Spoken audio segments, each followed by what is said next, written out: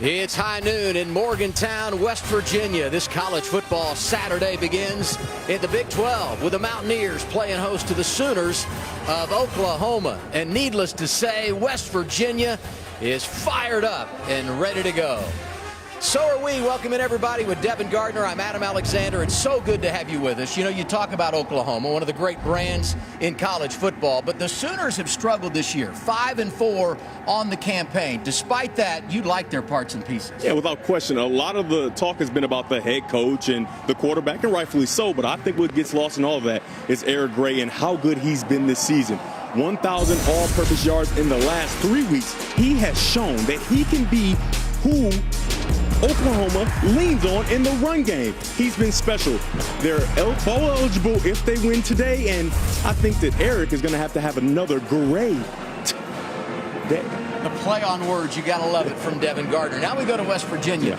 Yeah. They have struggled big time. Losers of 3 in a row. They're 3-6 on the season, but so much to play for this afternoon. Yeah, the struggles have been evident, and when we talked to the coaching staff yesterday, they said that who they are is not what they showed a week ago. But when they come home, they're a lot better team. They double their scoring. And not only that, they get 2 of their really good parts back. Stud running back Tony Mathis is back. Ultra-talented linebacker Lance Dixon is back. Offense, defense, they're going to need it all against OU. And they always get up to play against OU. You know what the song says, country roads, take me home. It's the Sooners. It's the Mountaineers. The kickoff is next from Morgantown.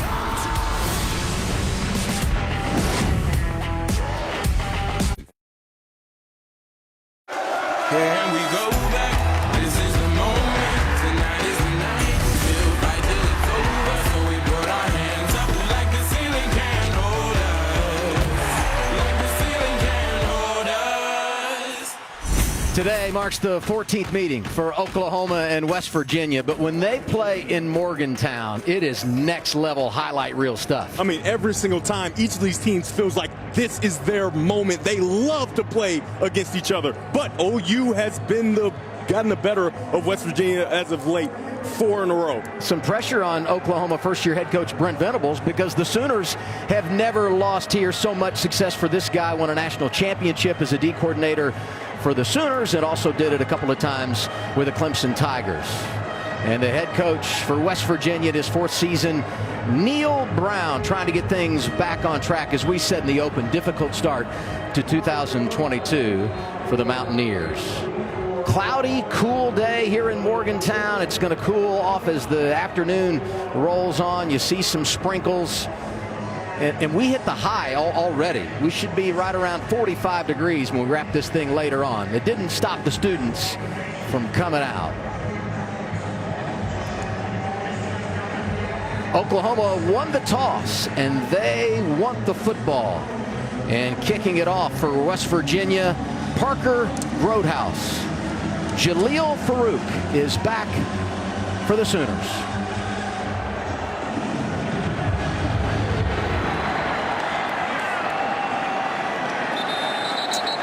Touchback, and Oklahoma opens things up from their own 25-yard line, and the man that will lead the offense, Dillon Gabriel, the transfer from UCF. He is a talented quarterback.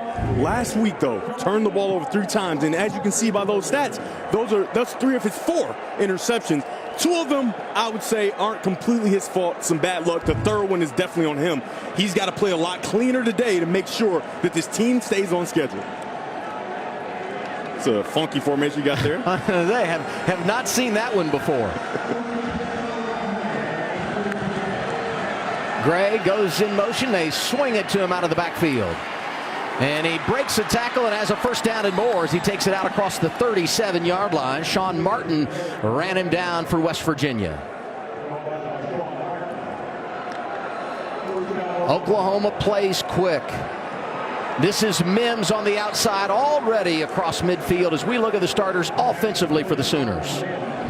Yeah, they've got a lot of parts, a lot of pieces. This offensive line continues to develop as they try to pave the way for Gray. You can see that the offense is trying to get the ball to Gray as much as possible. His first carry of the day after having the catch on 1st and 10 to start the afternoon, and he's got 12 yards as he takes it inside of the West Virginia 45-yard line. When we talked to offensive coordinator, quarterback coach Levy, he said that this quarterback is best. Dillon Gabriel is best in the tempo game, and he is in the tempo game right now trying to go as fast as possible. Nice reaction defensively by X-Reed Lowe as we look at the starters on the defensive side for West Virginia. Lowe is going to be one of the key linebackers along with Koba. It's good to have Lance Dixon back, a guy who has real length and speed, a guy they think that can help this defense against OU. 2nd and 9. Ball already down at the 37-yard line of the Mountaineers. Play action. Gabriel over the middle, incomplete. He was trying to find Mims, nothing doing, and good job there in coverage by Wesley McCormick. So now a 3rd down. You come out, you're moving it ahead of the chains. They get stopped on 1st down when Gabriel ran the football, and now they got some work to do. Yeah, they are a little bit behind, but what West Virginia is doing on defense, especially on that last pass play, is collisioning the wide receivers to throw off the timing of Oklahoma. If they can do that on this play, but Oklahoma does a good job of stacking the receivers to make sure they can't. Major, the running back. Gabriel over the middle, incomplete. He was trying to find Drake Stoops. Broken up on the play by Jazir Cox. Jazir Cox does a great job. He has his eyes from the other side of the field, and Dillon Gabriel never saw him. Though plays like that are what make a quarterback try to kind of hold the trigger a little bit. Dillon Gabriel's going to have to see the field a little better and make sure that that doesn't scare him away from trying to make plays down the field. Nice job by Jazir Cox. Yeah, Marcus Floyd was there defensively as well.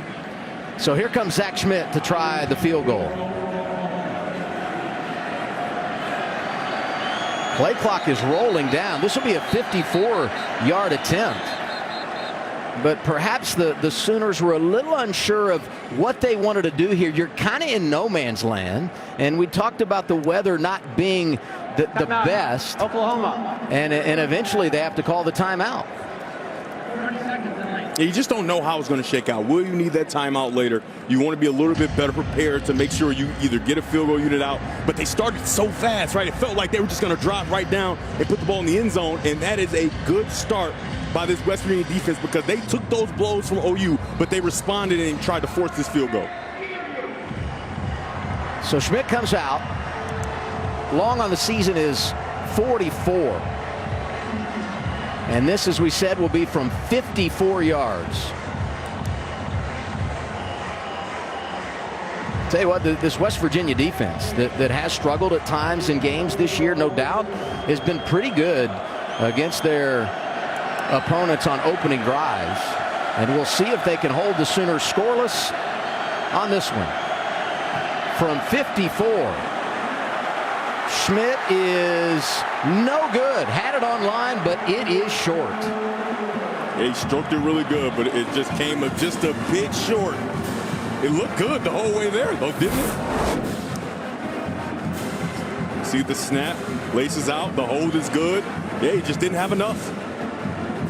So remember that for a late game scenario in case Schmidt is called on again.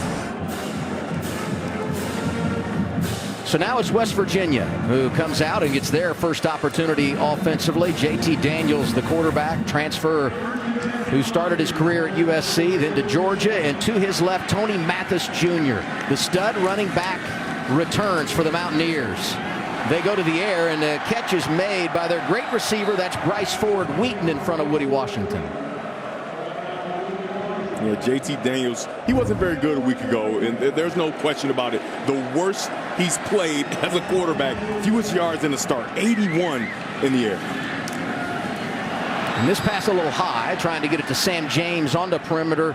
It will be 2nd and 10 as we look at the starters for the Mountaineers on the offensive side of the football. Man, that offensive line, the coaching staff talked so glowingly of Zach Frazier, and it seems like they've been talking about him for years. He's been there forever, and he's been the best lineman since he stepped foot on campus.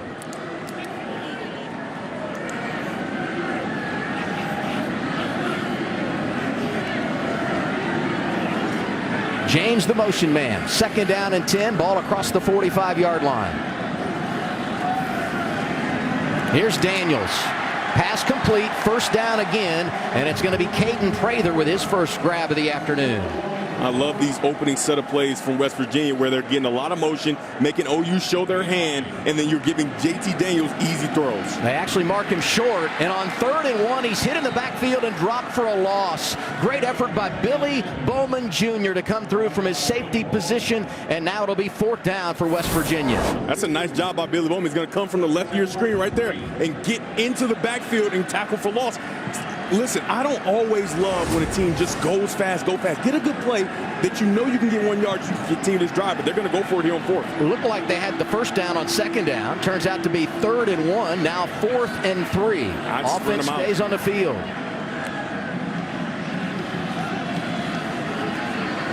Daniels with time, now under pressure, throws, and it's intercepted. Picked off on the play by Danny Stutzman, his 2nd interception of the year.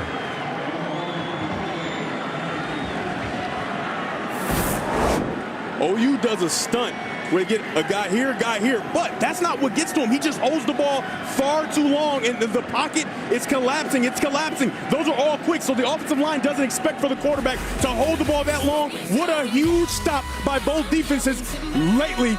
Oklahoma. Wow.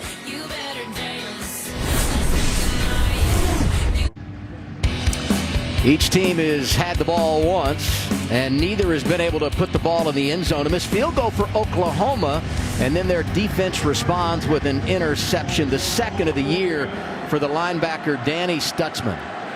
So great field position for the Sooners here as they begin their 2nd drive, and Gabriel keeps and dives toward midfield. Edward Vesterinen covered him up.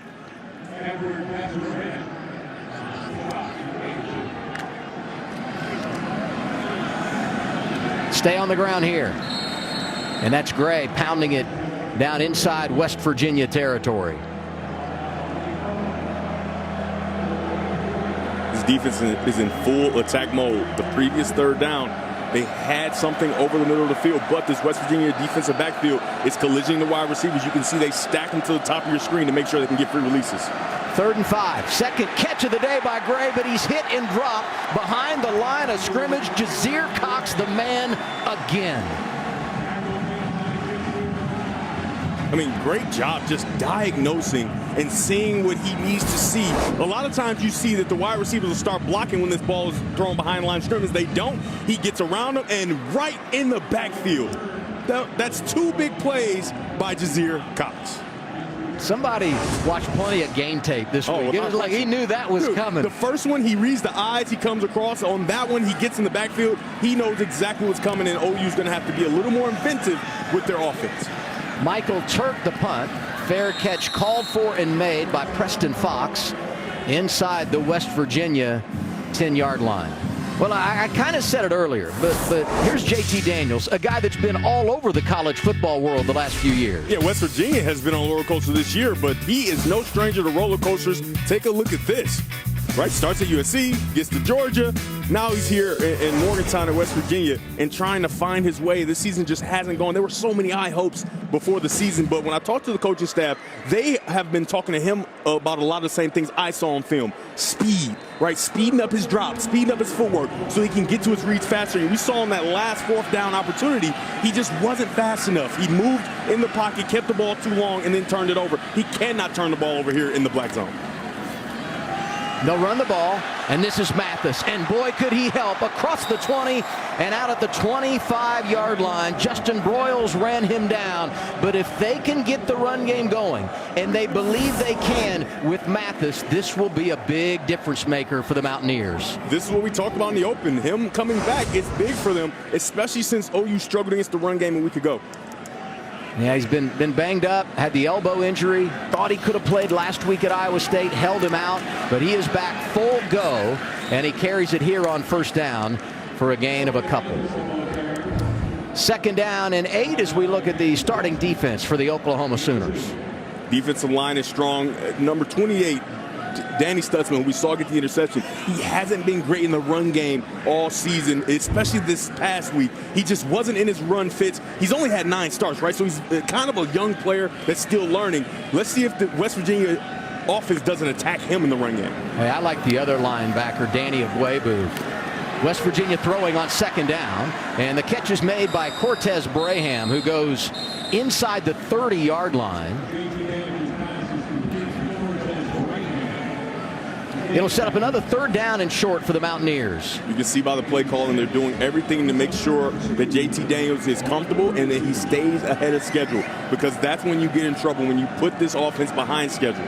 Well, and I saw Deshaun White sneaking up defensively, looking like he might want to bring pressure for Oklahoma. And in talking to Ted Roof this week, I mean, they feel like they can get after him. 3rd and 2. This is Mathis. Dances in the hole. He will be close, and the extra effort, I think, gets him the first down.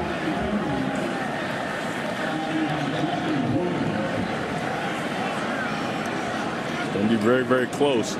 But how about the effort, right? He should be stopped in the backfield for a 1 to 2 yard loss. You can see Stutson right there. He kind of misses the tackle and gives him a chance to get across the first down marker. They're gonna probably measure this because it's very close. Well, there is little doubt he wouldn't have got it without the incredible extra effort falling forward. And here are the chains.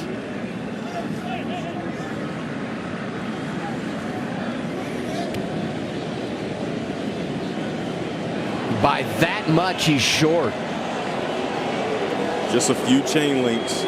So you go back to the last drive. You know, they were 3rd down and short. They run the ball. They don't get it. They lose yardage. To set up a 4th and 3, they go for it. A no-brainer that you go for it here. But what is your play call in this situation if you're head coach Neal Brown and the offense for West Virginia? I don't think it is a no-brainer. Really? I think you kick this ball away, right? Because Oklahoma hasn't shown that they can do anything on offense.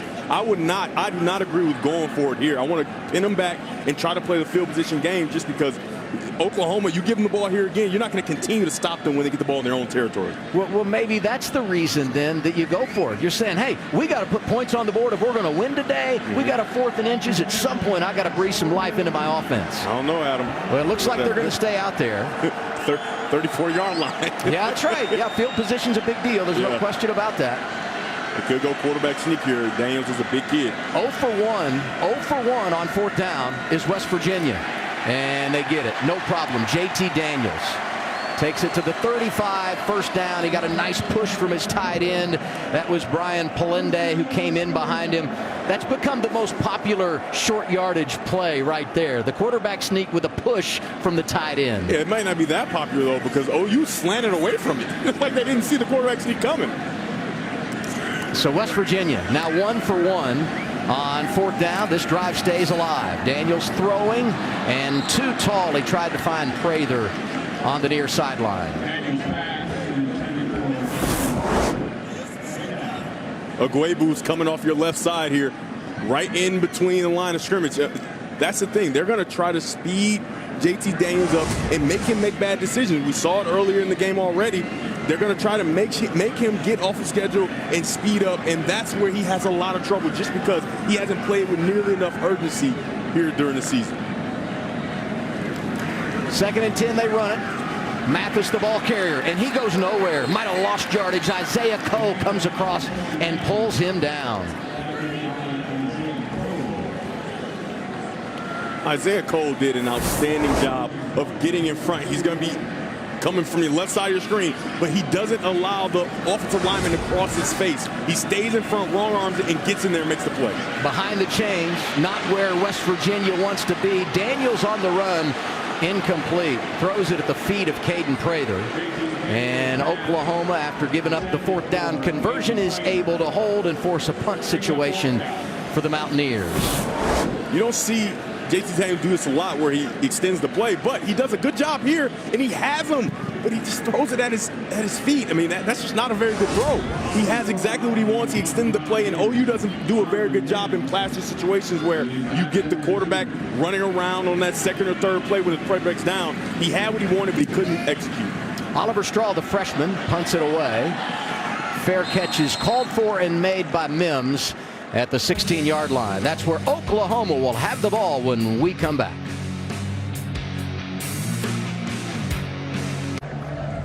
Time now for our team goal, sponsored by Edward Jones. Life is for living. Let's partner for all of it.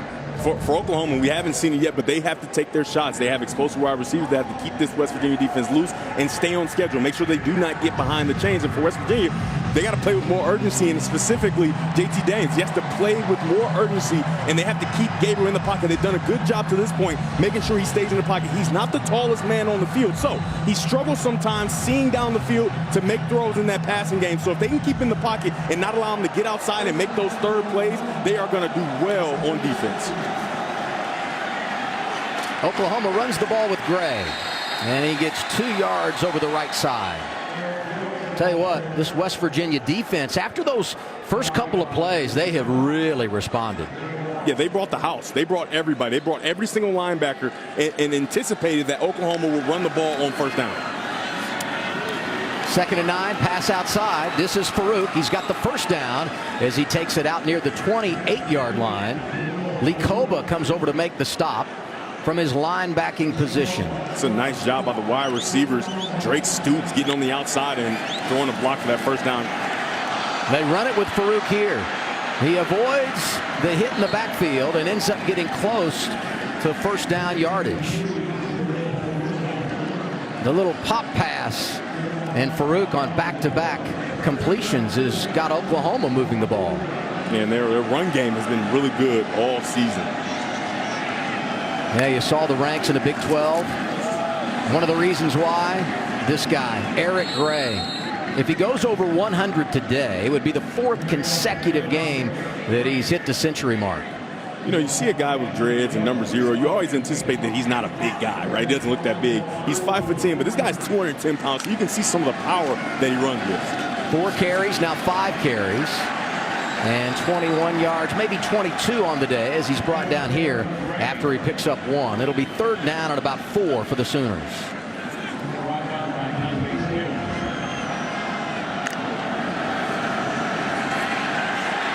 Gabriel to the air, and he overshoots his man. Trying to find Farooq, could not get him. Number 3 has been the key target on this series.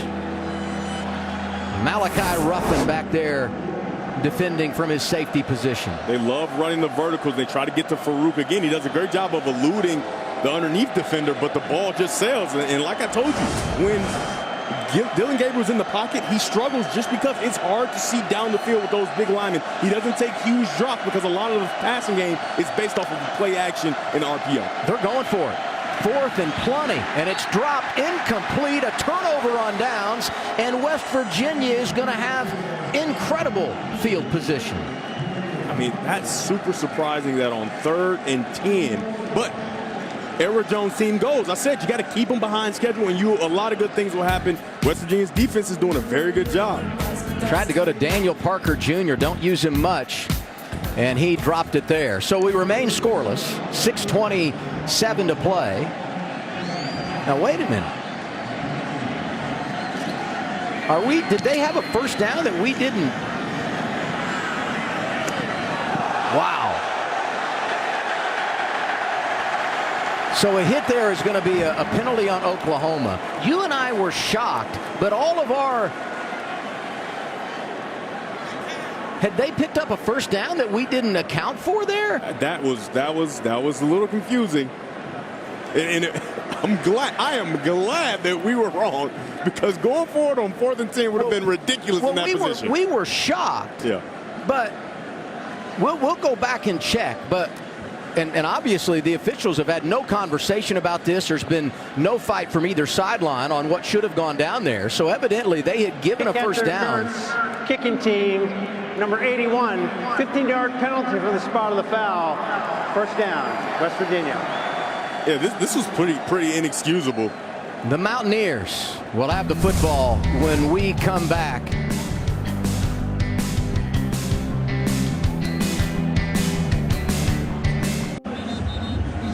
.6:17 to play, opening quarter. Morgantown, West Virginia. Mountaineers playing host to the Sooners of Oklahoma. And going back, during our commercial break, we checked the tape. There was a bit of miscommunication from the sideline and then up to the score box, and that's why our graphic read wrong. Everything checks out. 1st and 10, Mountaineers from their own 25-yard line after the penalty. Going to run the ball to the motion man. That's James.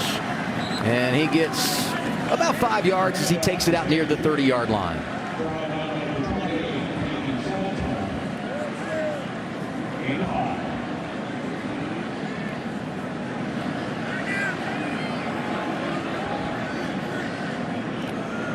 We thought offensive fireworks today, given the way these defenses have played so far this season, but the defensive side of the football answering the bell today.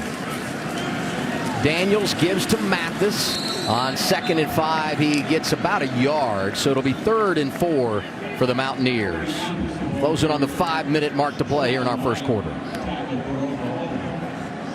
Nice job by Deshaun White coming in from the secondary, coming to balance, right? So you see so many times guys fly in there with their head down trying to make a play. He comes to balance, makes sure the quarterback doesn't have the ball, which is his responsibility, and dives in on the tackle. 3rd and 4 here. I imagine you keep the ball in Tony Mathis's hands.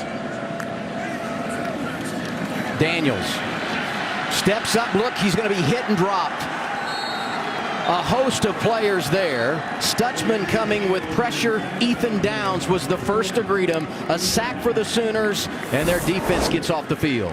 They are bringing pressure and playing man-to-man in the back end.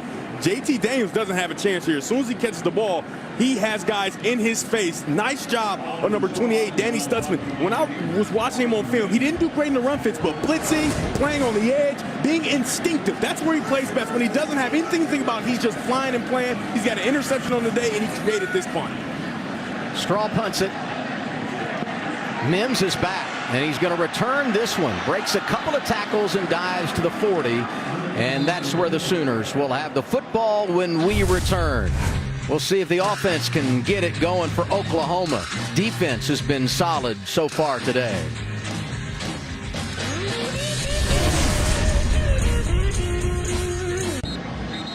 With Devin Gardner, I'm Adam Alexander. We are back here in Morgantown. FS1 College Football, sponsored by Edward Jones. Life is for living. Let's partner for all of it. Well, you look at Oklahoma, really good offensively last week and a home loss to Baylor, but so far today, slow going for Dillon Gabriel and the Sooners. Now, I think they're going to have to take a shot here. They're going to have to take some shots, get the ball down the field, because they just played in this run game and short passing game. This is Mims, who bobbles and drops.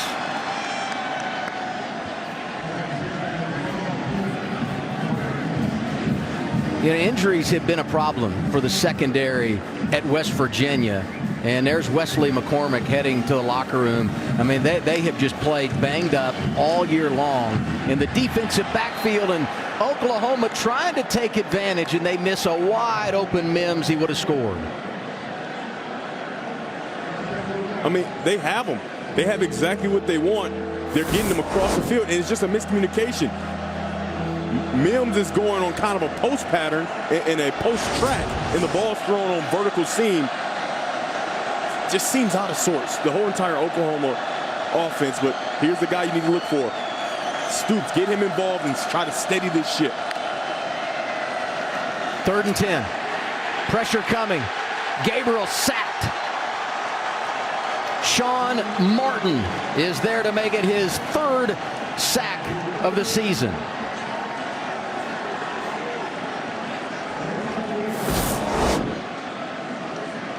They're going to drop out, and they're going to bring pressure from this side. Very nice job of West Virginia, giving them something they're not going to see. The running back has to go outside to help. Not enough. Very nice play by Jasir Cox again. That's the 3rd time, maybe the 4th time we've called his name early. Punting situation for Oklahoma. Michael Turk kicks it away. And this one going to bound and take an Oklahoma roll down to the 10-yard line. Another opportunity for this West Virginia offense. Yeah, JT Daniels just hasn't been good today. You see on that first possession, a bad play. That's a bad interception, desperately trying to avoid a sack. And then he's just missed, right? He missed over the head. He's missed behind. He's missed into the ground. At some point, we're going to probably see Garrett Green, because when we talked to the coaches, they said if we need a spark, we get Garrett Green in the game, and he's going to give us there he goes. I mean, right on cue. Right? They said if there's any lull in the offense, we have to get Green in because he just presents a different kind of energy and a different kind of effort. And what I saw, the running game explodes because of his running ability. Well, they have really used him in the offense this year, but not as much at quarterback. Kind of a gadget play, wildcat guy. Came on last week, had a great drive to end the game at Iowa State, and whistles before he gets his first opportunity here. Timeout, West Virginia. 30 seconds in lane. Garrett Green was really good a week ago. 4 or 5, 80 yards, 80%, 43 yards and a touchdown. 0 turnovers. He's got explosive ability in the run game. And with Tony Mathis back, he could be very, very important to helping this West Virginia offense get going. Well, you look at what he's done this year, and I mentioned how versatile he is. This is last week. Came in relief late, leads a touchdown drive, throwing the ball. He can receive. I mean, he's really good at receiver. They've used him there. And he can also run the football, Deb. He's really good, whether they use him at running back or he just takes off from his quarterback position. Yeah, he's just that type of player, a guy that you have to try to get on the field. But in this situation, I think he's the best quarterback for this team right now on today. Drive starts at the 10-yard line.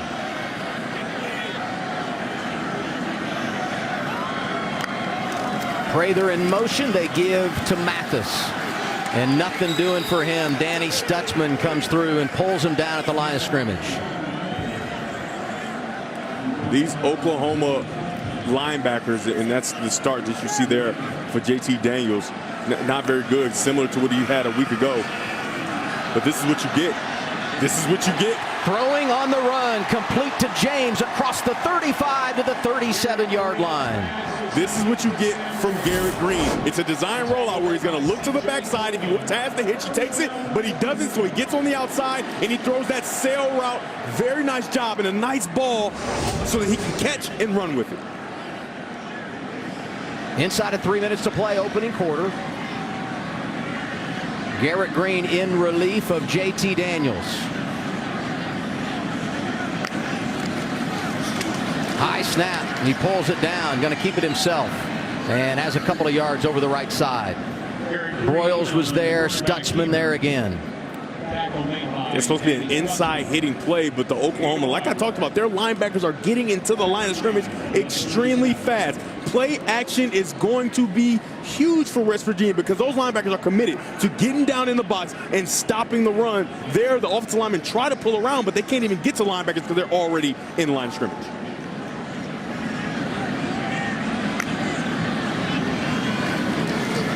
Going to pass on 2nd and 9. Green steps up and keeps it. Hit and dropped as he gets to the 40-yard line. It's a nice job mixing it up by OU. They make sure that they drop their linebackers out and they play coverage. Garrett Green does a good job of scanning the field. He sees there's going to be nothing but their eyes on him from Stutzman. Very nice job of going and making a play. But Garrett Green finds a way to make this a 3rd and 6 rather than taking a sack or forcing the ball downfield. West Virginia 0 for 4 on 3rd down today. In fact, neither team has been able to convert on 3rd down. Mountaineers did get it on 4th and inches earlier in the first quarter. Polinde, the tight end, to motion man. Green to pass. Rolling, looking. He'll keep it and dances for a first down near midfield. It's a spark. It's a spark. They've got eyes on him because of his own defense, but he's such an exceptional athlete that it doesn't matter. He gets cold and in the open field, makes a miss, and finds a way to get a first down. It's a first down for West Virginia on 3rd down. Very nice job of Garrett Green, and like I talked about, the spark that they needed, he's come in and he's been that. Hey, if nothing else, they flipped the field here. You get a couple of first downs, take it out near midfield. This is a drive that started at their own 10-yard line. Here's Green again. Inside the 45 before he was hit by David Agwebu. It's a nice job. It's a design quarterback draw, and it looked like to me he was dropping back to pass. So that means that's a very good job. It's essentially a play action for the quarterback where he fakes the pass and gets in the run game. 2nd and short. This is Mathis. Tell you what, Danny Stutzman is having a day in on virtually every tackle. Yeah, he's answering the bell. Where a week ago, he missed a ton of tackles, missed a couple gaps, and Baylor had an outstanding day because of it in the run game.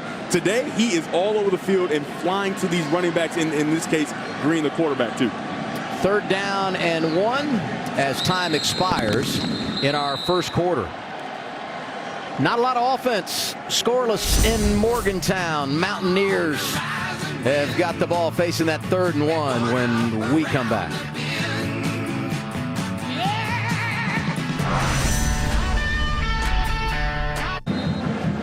A bit of a swing and a miss. We came in promoting fireworks, big offense for both teams. It always happens when Oklahoma comes to play West Virginia.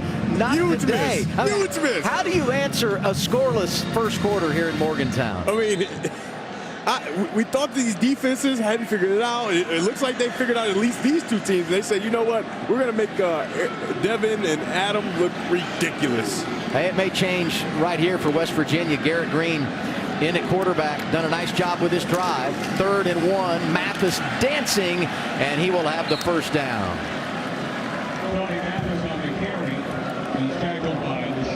Now, we've seen this same play for West Virginia on these down and distances, but it just hadn't worked with JT Daniels because there's no threat of JT Daniels keeping the ball and going on the edge.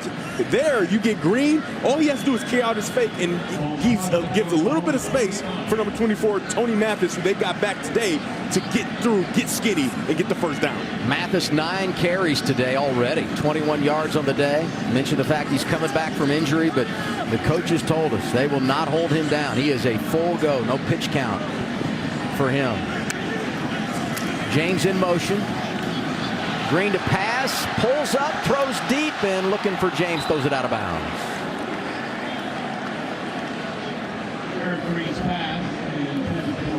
And I've been there at the quarterback position where you've committed to run, but then you see a guy flash in your face, and then you see a guy open downfield, and you kind of just throws the ball away. That's a nice job because they played behind schedule to this point in the game. With Garrett Green in the game, they found a way to stay on schedule. And 2nd and 10 is not a bad thing because the ball is not turned over and you're not taking a sack.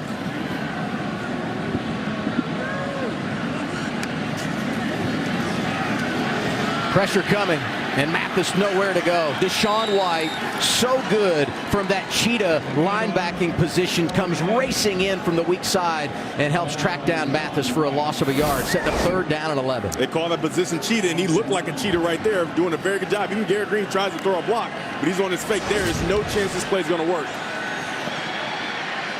Green on the run, going to be a hold it looks like, and he's going to be sacked anyway.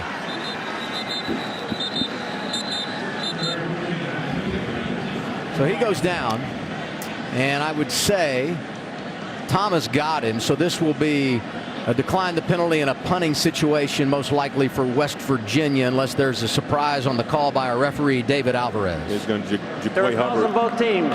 Illegal substitution, defense 12 on the field. Holding, offense number 64. Those penalties will offset. Still 3rd down. Well, how about that? That's a relief. Right, because you're thinking it's going to be a hold, they're going to decline it, ball's going to get punted away, but no. Oklahoma got caught with 12 men on the field. So a break here for West Virginia, who gets another crack at 3rd and 11. And here's the thing, do you pick up all 11 here? Obviously you want to do that, or given where you're at field position wise, we've seen their aggressive approach on 4th down. Do you try to get some of it here to put yourself in field goal position, or more importantly set yourself up to go for it on 4th? I go quarterback. I would win quarterback draw because they're bringing pressure from the outside. Movement on the right side. False start. Offense number 66. 5-yard penalty. Still 3rd down. That's Jaquay Hubbard. It'll be now 3rd and 16. Yeah, he was the person that had the holding call a play ago, and he's trying to get out a little early to try to help him so he doesn't have to hold again, and he just gets out a little too early.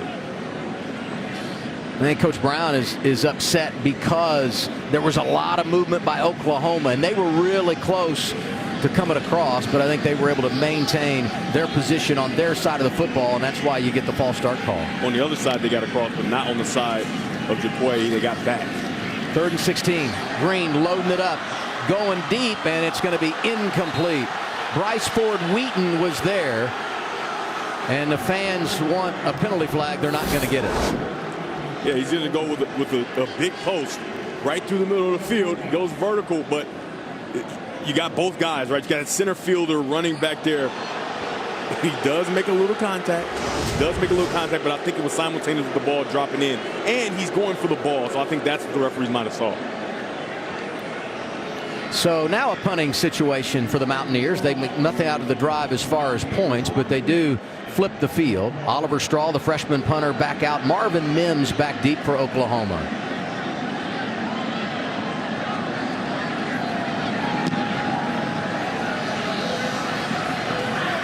Fair catch, 10-yard line. Oklahoma will have the ball when we come back. Defense responds, and some disappointment on the sideline for West Virginia. Neil Brown says, what's going on here?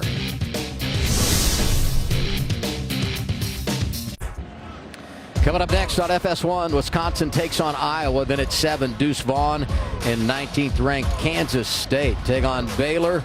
And in the nightcap, San Jose State faces San Diego State in the Mountain West. That one kicks at 10:30. It's all on FS1 and the Fox Sports app. So here comes Oklahoma trying to get something going offensively. That's such a great start, opening drive, miss a field goal, and since then it has been dry. Start this drive with Eric Gray, who pops for 7 yards over the left side, greeted defensively by Lee Koba. I talked about it in the open. They're going to have to find a way to get Gray. If they want to become bowl eligible with this game and win this game today, it's going to be Gray in that run game. Well, and, the longer they let West Virginia hang around, the more difficult winning on the road becomes. Maybe a yard on second down for Gray. The West Virginia safeties are extremely low, and Mims is such a threat. I just can't see that taking a shot is not an option at this point. They run it on 3rd and 2. Boy, he is hit, and it's going to be close. They're spotting this thing right at the 20-yard line, and I'm not sure he got the spot he needed for first down yardage. He got a really good surge, and it's all depending on where they're going to spot him. It looks like they're spotting him right at the line for a first down. Yeah, they give it to him first down.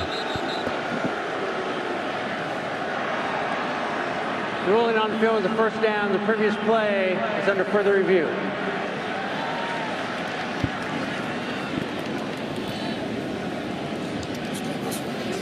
Well, we'll look at the replay, and we'll put in the yellow line. I mean, we know it's not official, but it should give us some perspective on how close he was.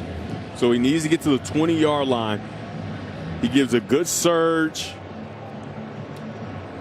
He's driving. I mean, it's going to be too close to change. I think it'd be much too close to change because they gave him the first down. It looks like the ball got to the edge of that yard line. I think it'd be much too close to change, but been wrong before. So difficult when you get in the scrum to figure out where the ball is to gain perspective on if, in fact, it should have been a first down or not. Let's bring in Mike Pereira from Los Angeles. What do you see here, Mike? This is one that, to me, you just can't tell either way. I mean, when I slow it down and look at it, I think he may have made it. But like you said, when you get into a scrum of players like that, very difficult to tell. Also, the location of the camera. Where is it shot from? I just don't think, in my opinion, it's really enough to change it. This is going to look completely different from this angle. How about Gray? After further review, the ruling on the field stands of a first down. So David Alvarez says it stands, an indicator there was not enough video to overturn it. And if he had confirmed it, we would know they were all good. But the spot gives Oklahoma the first down, and that's big as they try to move away from the shadow of their own goal line. Started this drive at the 10. Yeah, the goal is to try to get 2 first downs. There's the first one, and this drive becomes a win. But I would love to see play action here. Mims over the top. The safeties have come down into the box because Gray has had some success in the run game. Try to get this ball over the top. That's the tight end Willis moving across the formation. Gabriel looked that way. Now he's going to run near side. And he'll get another first down as he steps out across the 30. Like, that's also what you get. So he's going to look to throw this ball deep. You see that safety running across your field? That's the guy that was stopping from getting the first down on the run game. That's what Gabriel can still do. You got to give him opportunities to drive this ball down the field, and then this will be open. Oh, my goodness. Here he goes. Eric Gray on the run. He's breaking away. He's going to take it all the way down inside the 15-yard line. Imagination. Imagination. You do one play action, try to get the ball down the field, they cover it, you run with the quarterback, and then your run game is blown wide open. Nice run by Gray. He stays in the game and gets it again and has 7 more as he goes down inside the 10 to the 8. Just an inside zone, nothing special. Gets in between the offensive linemen, and he has that ability to slither through and get through defenders. Didn't have the gas to get to the end zone, but what a play by Gray, and you're going to see the officials stand over the ball, give West Virginia a chance to substitute because Oklahoma did. But when you have imagination, you can really catch this West Virginia offense off guard. Great job of dialing it up by Coach Levy. Gray goes out. Javante Barnes, the freshman running back, is in. First time we've seen him today. And he gets the carry. And he'll have the first down as he leans to the 5. It'll be first down and goal for Oklahoma. Barnes, who's been out with an injury, went for 100 yards and a couple of touchdowns against TCU earlier this season. Dylan Gabriel's legs, big in a... There we go. Quick pass near side. It's going to be a touchdown. That's the tight end, Braden Willis. But a flag comes out. I'm fearful. Could this be offensive pass interference? 100%. 100%. Theo Weiss has to do a better job of avoiding this contact. Now, this could be a scenario where the ball should be caught behind the line of scrimmage. There was no foul for offensive pass interference. The ball was caught at or behind the line of scrimmage. Touchdown. So you're going to come here, boom, and they run this play, get a guy in behind the line of scrimmage. Now it's essentially a screen play, so there can be a block downfield. And a nice job by Weiss. He knows exactly what the play is designed to do. Great execution there by Oklahoma. I go back to the spot on third down at the 20-yard line. Not enough to change it. The call on the field had to stand, and then you get the big shot, and then you get the big run. Then the ball was caught at or behind the line of scrimmage.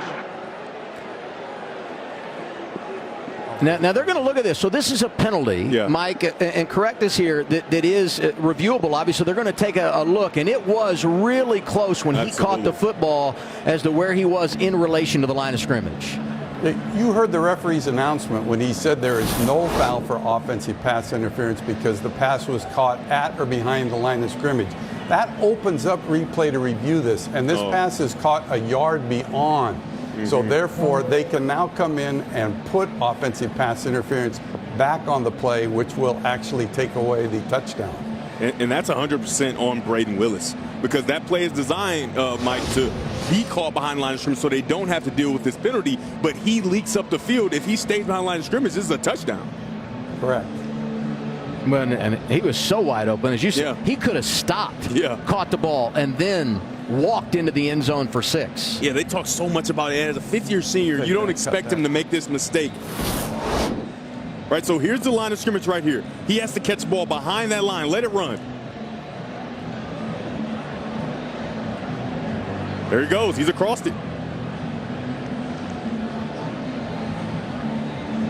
Yeah, when we showed the first replay, I thought maybe it was kind of like that third down. I mean, it's going to be too close to overturn. But as you reset, you really look at where the line of scrimmage was. There's no doubt that he was beyond the line of scrimmage, and we'll get the call here from David Alvarez. That's a big play because it's a perfect design, but the execution just wasn't there. After further review, the ball was caught beyond the line of scrimmage. Therefore, we have pass interference on the offense, number 10. 15-yard penalty, still. Third down. So the penalty goes on Theo Weiss, but he did his job. He did exactly what he was supposed to do. It was Willis that just wasn't able to stay behind the line of scrimmage. But here's Weiss right here, who's going to go and do his job. He's going to get vertical, and he's going to block the guy that should cover Willis. And if Willis, as we talked about, was behind the line of scrimmage, this is a perfect play. But he gets a little too antsy. You know, you want to get in the end zone. You know it's going to be a touchdown. You know it's going to work, and you get a bit downfield. So confirming it is third down here. You heard David Alvarez say that. They did not get the first down on that previous carry. It was not first and goal, and now it's third down and a bunch.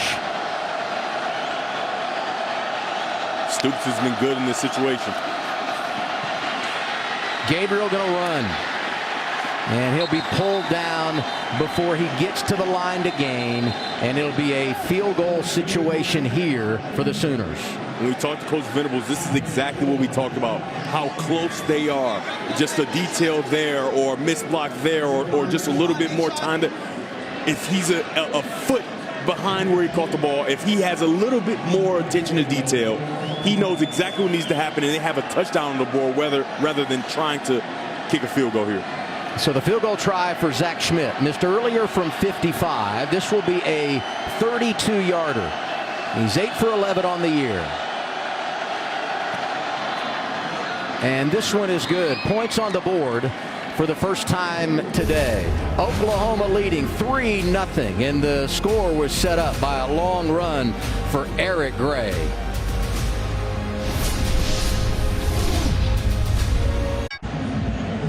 FS1 College Football is sponsored by Edward Jones. Life is for living. Let's partner for all of it. Oklahoma breaks through. Long drive.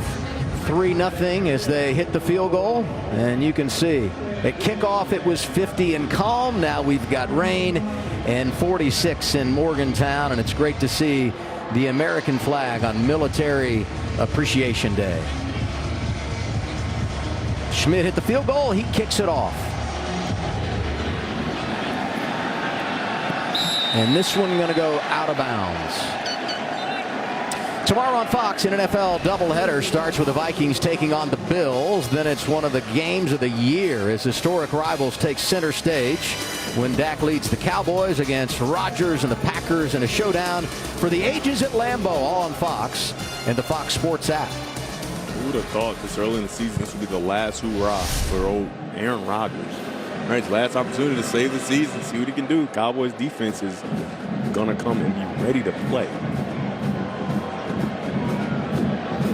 So they'll spot the ball at the 35-yard line after the kick went out of bounds. And JT Daniels back in at quarterback after the last drive was led by Garrett Green. I don't agree with this. I mean, they found a spark. They got the win that they wanted out of their shadow of their own end zone. Justin Johnson, the running back. He's got room to midfield.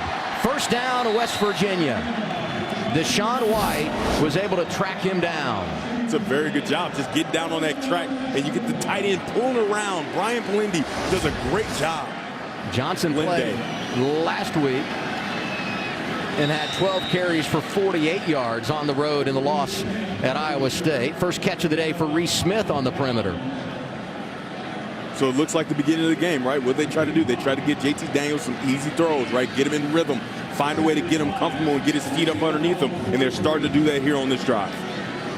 Second down and 5. After that penalty on the kickoff, ball already in plus territory for the Mountaineers.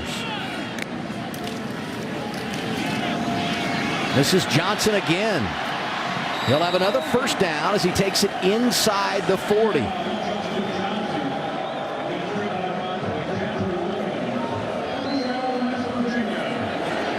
I like the Mountaineers going with a little pace here, down 3-0 and closing on the midway point in the second quarter.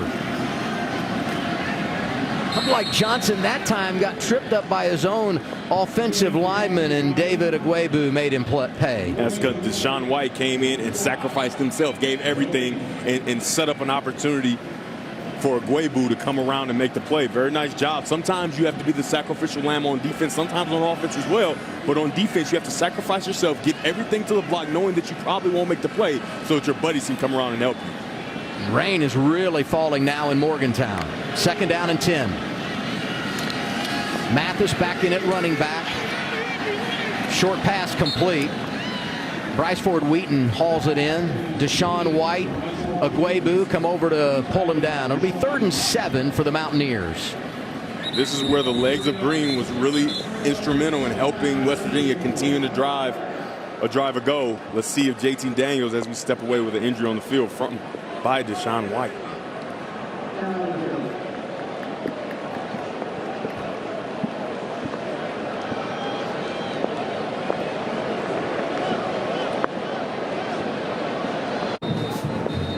Offenses have been quiet early in Morgantown, West Virginia. Oklahoma on the board, leading 3-0.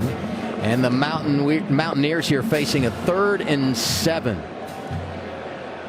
Garrett Green's drive there, the best drive of the game, but he's not on the field right now. It's JT Daniels on 3rd and 7. This drive started at the Mountaineer 35. They're inside the Sooner 35 at the 34-yard line.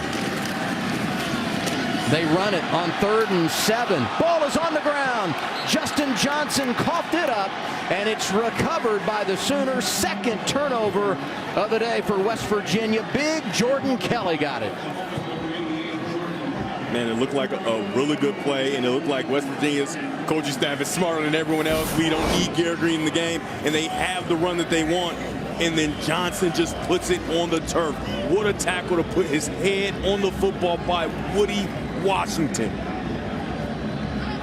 Washington coming up from his corner position in run support, and you said it. Helmet right on the football, jars it loose. It's raining, the ball's probably slick, and Jordan Kelly helps get the Sooners the football back. Had the interception earlier. And a little pop pass here. This is Drake Stoops, and he's got room to the 40-yard line. That'll be a 1st down for Oklahoma. That's got to feel good to hear the crowd go, Stoops. On the road. Oh, my goodness, this is crazy. Quick pass left. They go right back to Stoops. Look at him fight for extra yardage close to midfield. They said that everything he's gotten, he's earned, and you can see it right there. He is getting this team going in the last few 3rd downs. I've circled him because he is the guy that steadies the ship, and he's steadying it right now. 2nd and short. If it's not broke, don't fix it. And a 1st down here as Stoops catches it on the outside. And on a 2nd and 1, he gets 5. 1st and 10, Oklahoma. Now I go inside zone here, and then maybe 2 plays later, I go to the quick pump to Stoops, get the ball down the field to Mims. Gabriel to pass again. Or right now. Right down the middle. And he's got him in. It's dropped. Mims could not hang on. Marvin Mims Jr. can blow the top off, and they had him there, and it goes right through his hands and incomplete. I mean, you can see how much rain is there, and they had this perfect plan. You can see all the rain on the camera lens, but he has to, and I mean has to, make that play. But the one thing about the gloves, they're super slick. They're great when it's dry, but when it gets wet outside, they're extremely slick, and you saw that ball slip right out of his hands. 2nd and 10. Quick pass near side. This is Farouk, who had lined up in the backfield. And he'll get about 5 yards, set up 3rd down and medium for the Sooners. You see Farouk has his gloves off, and he will not allow the same fate for him. Farouk the other way. Pretty good defense by West Virginia, but extra effort by Farouk gets him real close to the marker. That was Jazir Cox.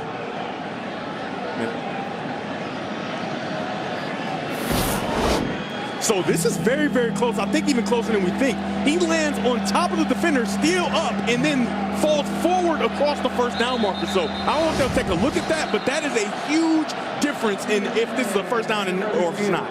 Runner on the field is that the runner is short of the line of gain. You know, I go back to the review we had earlier on a 3rd down call. Yeah. And there was just no way to really tell what happened because you had that mush right in the middle of the line. This one, you have a lot bigger opportunity to overturn the spot because of the nature of where it happened.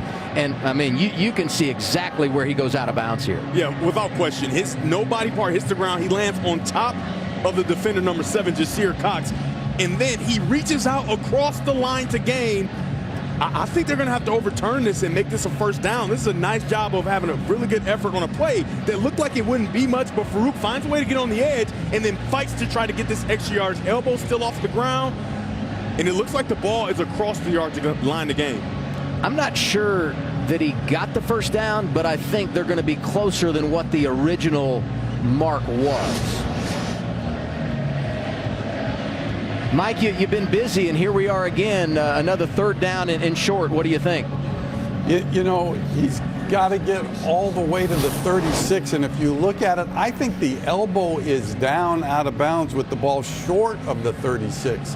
So watch the elbow hit, and that's one thing they're going to look at. It's where the ball crosses the sideline, but where the elbow hits there, I think that's actually short of the 36. So if I'm looking at this, I think I let it stand.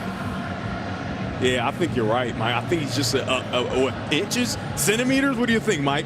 Centimeters short? Yeah, I've never seen a centimeter, so I'm gonna go with the inches. Here's the call. After review, the ruling on the field stands. Fourth down. So great effort on the far sideline that time by Jalil Farooq, but he's unable to get there.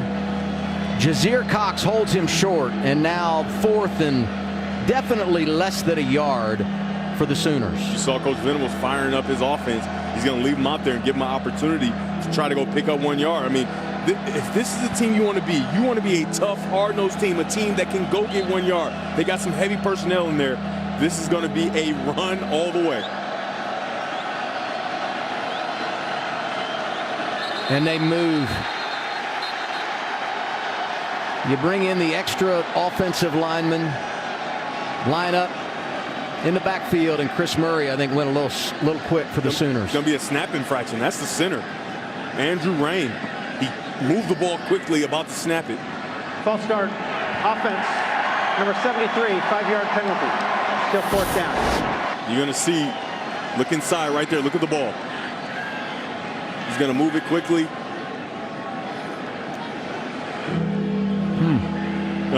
No, it's definitely on the center. We just started the video a little too soon, a little too late, but he definitely moved the ball quickly, and that's what made the offensive lineman behind him jump off sides. So you go from, fourth and half a yard, whatever it was, fourth and inches, to now 4th and 6.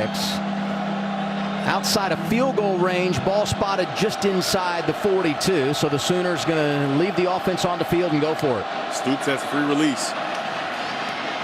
Ball batted down at the line of scrimmage. Incomplete. West Virginia will take over. I think it was Jordan Jefferson that got it. What a demoralizing play there. The Mountaineer defense responds. They've got it when we come back. Not a lot of offense today for West Virginia. They need to call on this legend. Yeah, absolutely. JT Daniels, Garrett Green, whichever quarterback's out there, if they can play a little bit more like Geno Smith, especially the way he's played at the next level. This year for the Seahawks, he has been exceptional. Nobody expected anything. They thought that the season's over. We're going to tank and go get a quarterback in the draft. And here comes Geno Smith. He'll be in Germany against the Bucks tomorrow. Outstanding year for the Seahawks, no doubt about it. Good field position here for the Mountaineers. They're going to throw on first down, or are they? Daniels rolling right across his body, tosses it up, and it's incomplete. Off the fingertips of Caden Prather. Billy Bowman Jr. gets back there defensively. I mean, there's nobody open, and the only opportunity is to get this ball up high, and he just can't come down with it. Plays like that are going to be extremely difficult to make with the gloves. And I'm just going to tell you, he looks like he has the Rain special gloves on, where the inside is black and it's leather, where it can help you grasp the ball a little bit better than those gloves that are a little bit sticky that all the older players hate. It's unfair for them to catch with those gloves. Is that where we are now, analyzing the gloves it's players important. are wearing? It's important because two of the bigger plays in this game came from a fumble from Justin Johnson, right, on a play where they thought they might have had the first down, and a drop that would have been a touchdown from him. Both of them wearing the gloves that are for catching in the good weather, right? The sticky gloves. But those are the leather gloves. You can see on the inside they're more of like a sheepskin, it seems like, where it's better for you in the raining elements. Mathis loses yardage on second down. Third down and 12. West Virginia as we go inside of 5 minutes to play first half. Daniels feeling pressure. Throws right. This one's going to be caught. First down and more. It's Sam James who makes a move inside the 35 and down to the Oklahoma 30. Nice job by Sam James. You're going to get post, sail route right there. He's going to come underneath. Very nice job of getting underneath the coverage. And a nice job by 3, Caden Prather, who gets down the field, lifts the coverage, and a nice throw by JT Daniels. He struggled a week ago. He struggled early in this game, but a great job of moving within the pocket, finding his way to get outside. And what you saw from him on that last play from JT Daniels, you saw urgency, right? Urgency in the pocket to move around, find his throw, and get the ball out there. That's the word that you've said today. We talked about it with the coaches. And really the difference between he and Green, the backup, is playing with that urgency. Good to see that out of Daniels, a guy that is an unquestioned talent. Just got to put all the pieces together. Yeah, he's had a rough go of it, as we talked about. His career has had ups and downs. He starts at USC, leaves high school early to start at USC, goes to Georgia, and now he's here at West Virginia, and that's a nice play by him. We got an injured player, and it's Justin Broyles for Oklahoma.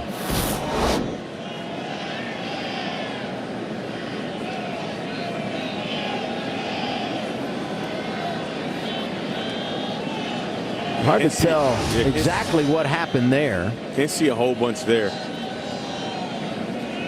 Broyles, a fifth-year guy, already has his degree at Oklahoma. Provides a lot of leadership for Ted Roof in this defense.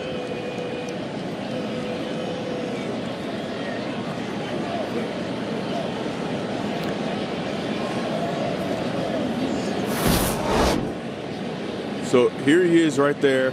He gets up and he seems to be okay. And he starts to, oh yeah. I don't know.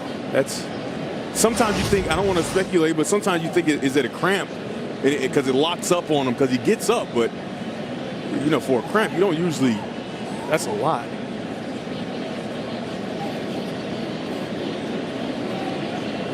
He's trying to inspire his teammates. You can see that there.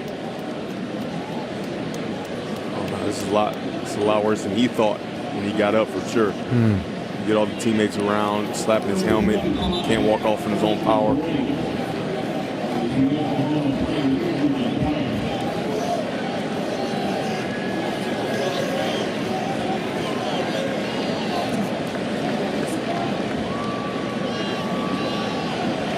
Well, that's a tough loss. Yeah. You know, for a defense that's been reeling.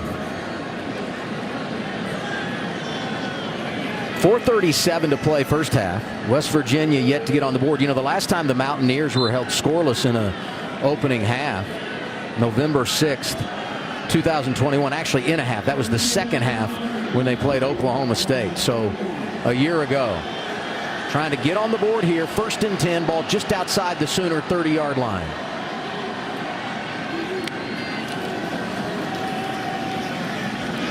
The give to Mathis and nothing doing. Really, really good defense up front by Isaiah Coe. It's a nice job by Downs, too. Downs setting the edge and leaving the running back nowhere to go.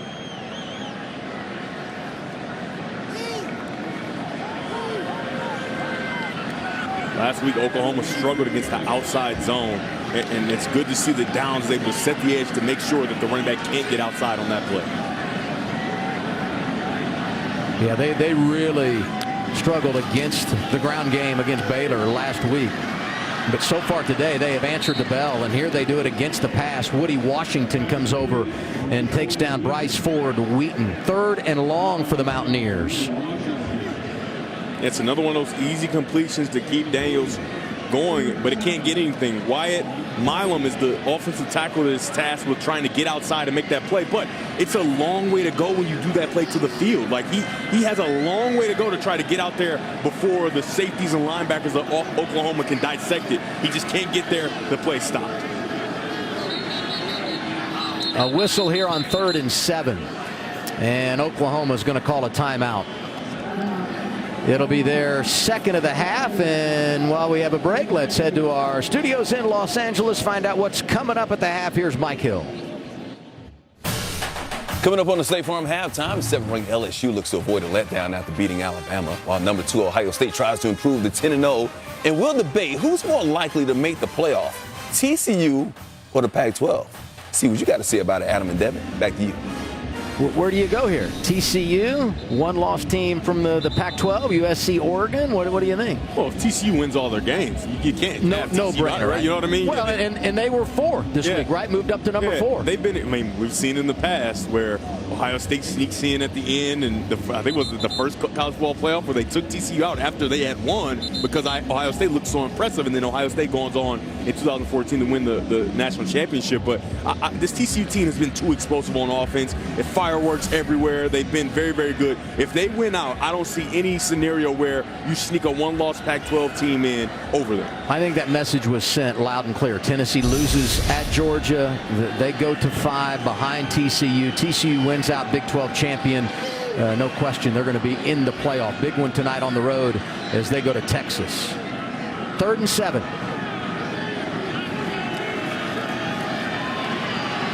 Daniels under pressure again, and one more time he is sacked. Danny Stutzman comes through. He's got a sack, he's got an interception, and Oklahoma getting it done on the defensive side of the football. Danny Stutzman going to get vertical, and he's going to jump around and meet him on the other side. Hello, Mr. Daniels. My name is Danny Stutzman. Jake McCoy was there. There have been a lot of highs and lows for this Oklahoma defense in 2022. You just anticipate they're going to be great because of their head coach. I mean, he's been so good as a defensive coach, Brent Venables, and today they are showing what they're capable of. A punting situation for West Virginia.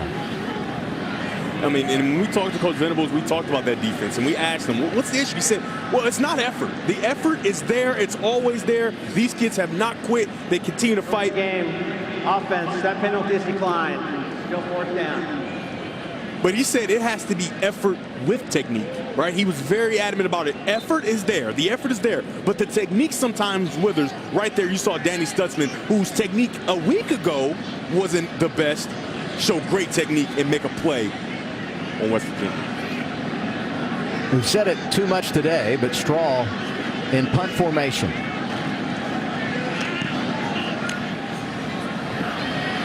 Mims calls for the fair catch, lets this one get behind him, and it will be down inside the 5. The long snapper, Austin Brinkman, does an outstanding job of covering that football for the Mountaineers.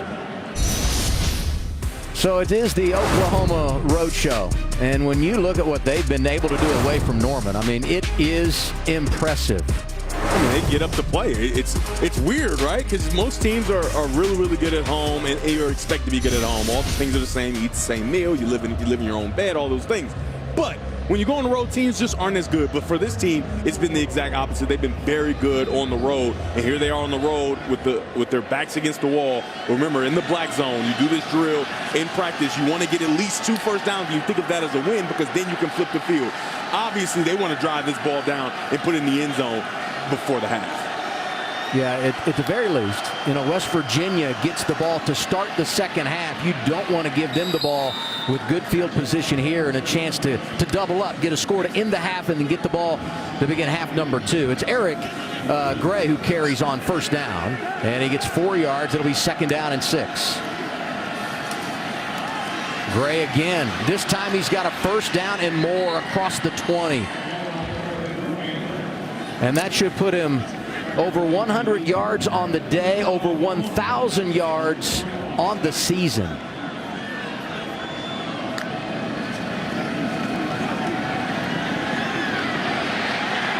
Gabriel rolling left, throwing, and it is going to be caught. Mims behind the defense. He's going to take it all the way down to the West Virginia 12-yard line. Rashad Ajayi ran him down. We saw Mims have the easy drop a drive ago. he was not going to allow this one to fall through his arms. He does a good job of cradling the ball and trapping it. He's got a new set of gloves on that'll help him catch in the rain. He makes the catch. That's one thing, though, I haven't seen. Mims getting run down? How about that? How about the speed from the defensive back, Ajayi? Here's Gray, dancing left. He'll take it into the end zone. Touchdown, Oklahoma.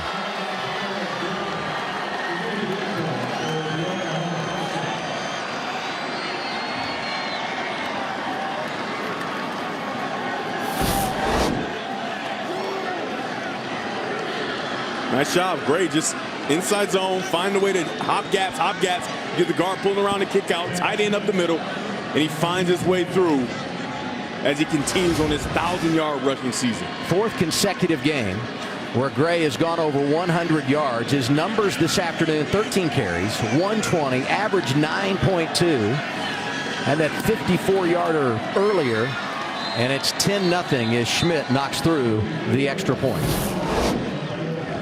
All right, so watch Mims. He's at the top of your screen. He's going to run a deep curl route. It's not going to be there. And Gabriel's going to look at him. He's just not going to get it. He's going to go deep curl. He turns around, looks. Okay, I get a scramble drill. And then he's going to disappear. Great job of beating down the hands and getting open. But this is where I'm confused. Mims, you have got the wheels. I know it's rainy out there, but he's not able to get to the end zone. But a nice job of working in concert with his quarterback and making the catch. You can see those black gloves with that black inside. He makes the catch, gets downfield, and sets him up. And then you get the guard pulling around to lead through for Gray. Very nice job by Oklahoma because, like I said, the goal is 2 first downs, right? And make sure you get out of the half without giving West Virginia the ball back and the opportunity to score. But getting a touchdown is what you really want, and they find a way to drive that ball down after they start inside their own 10. Yeah, West Virginia has the great punt coverage. They pin them back. Yeah. Drive starts at the 4. Yeah. 96 yards, their longest drive of the season. And now the Sooners on top 10-0, 106 to play. West Virginia here going to have a couple of timeouts when they get it back. And Adam, when has Oklahoma had their best drives and their best plays? When they've taken some shots. And room on the return.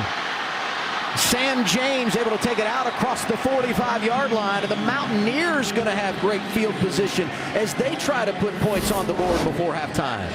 I mean, that's a nice job. Usually you get this ball caught over here and you try to go the opposite sideline. No, they stay on the same side, and it looks like Oklahoma is not ready for it. Nice blocks downfield. Nice job of not holding. Sometimes you see these big returns, you always say, well, where's the flag? Where's the flag? But there's no flag on that one. Nice job of James putting West Virginia in position to try to get the ball down the field. Now, you got to be careful here. And they're going to get Green back out there, which I do agree with, because you don't need a mistake here. You need to find what you can get, see if you can get in position to get points on the board before the half. And it just seems like Daniels has made some mistakes. You don't want to put him in this position. Second time we've seen Garrett Green. And they dump it right side. First down inside the 40. It's Caden Prather who has the catch. Garrett Green, once again, showing that he can be the spark for this offense. You can see the enthusiasm, right? He understands the urgency of the game. He's bouncing around, he's making plays, and he has himself a first down to start the drive. Clock stopped to move the chains. It's rolling again. Green keeps inside the 25. Garrett Green inside the 10 and knocked out of bounds at the Oklahoma 5-yard line. Right, so we got to remember that you got points here. That's what you have to remember. It's just going to be a quarterback draw. Very good job. You're going to get the offensive line leading up on the defenders. Very nice job by Green. As I've talked about all game, that's what you get from Green. You get an extra element that Oklahoma has to deal with, and down here in the red zone is where it's even more important. But he has to remember, be careful, because you have points here, and you do not want to take points off the board. 38 seconds. 2 timeouts, first and goal. You can pretty much call whatever you want here. And Oklahoma has struggled with the quarterback run game down here tight. If they can go read option, that right edge looks very soft. Green fakes the handoff. He'll keep it. He'll score. Touchdown, Garrett Green.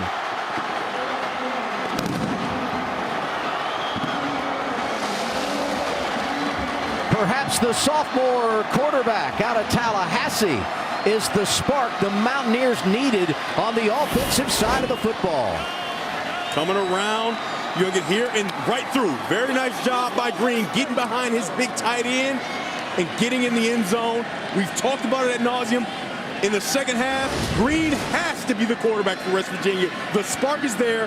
I know they love Daniels as their quarterback, but Green has shown something that he can move the ball. The 2 best drives for West Virginia has been with Green at the helm. He has to be the guy coming out.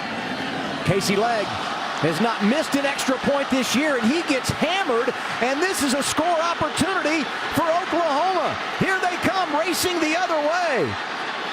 This will be 2 points for the Sooners, and what a turn of events this is.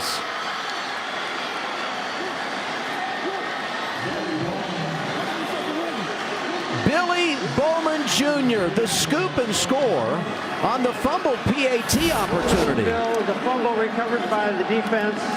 Return for a 2-point touchdown. The rain has reared its ugly head again. And to be completely honest, Adam, I always wonder why this doesn't happen more often, because the ball is coming directly from the ground, which is wet. The ball is already wet. You're snapping it to a guy that he catches these holds, but he's not a catcher by trade. Drops the ball. Wow.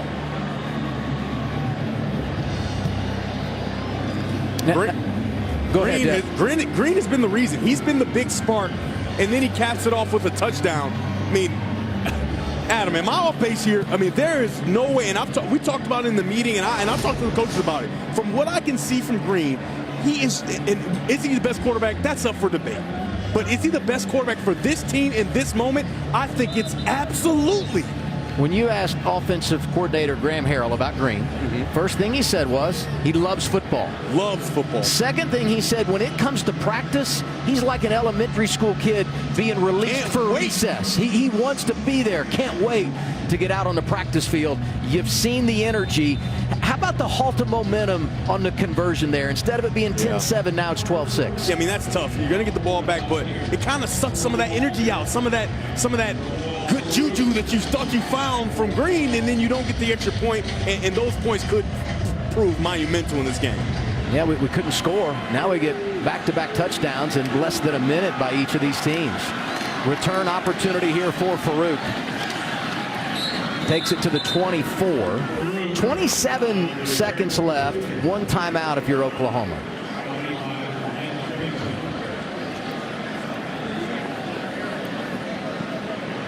I think they're going to find a way to see what happens here. We've got a guy down on the field, but they're going to see what happens. But I think they're comfortable going in 12-6, right? I don't see a reason to create any mistakes. They're going to get maybe a quick screen here. Can't see the number of who that is down on the ground. It might be Llewellyn here, the backup tight end.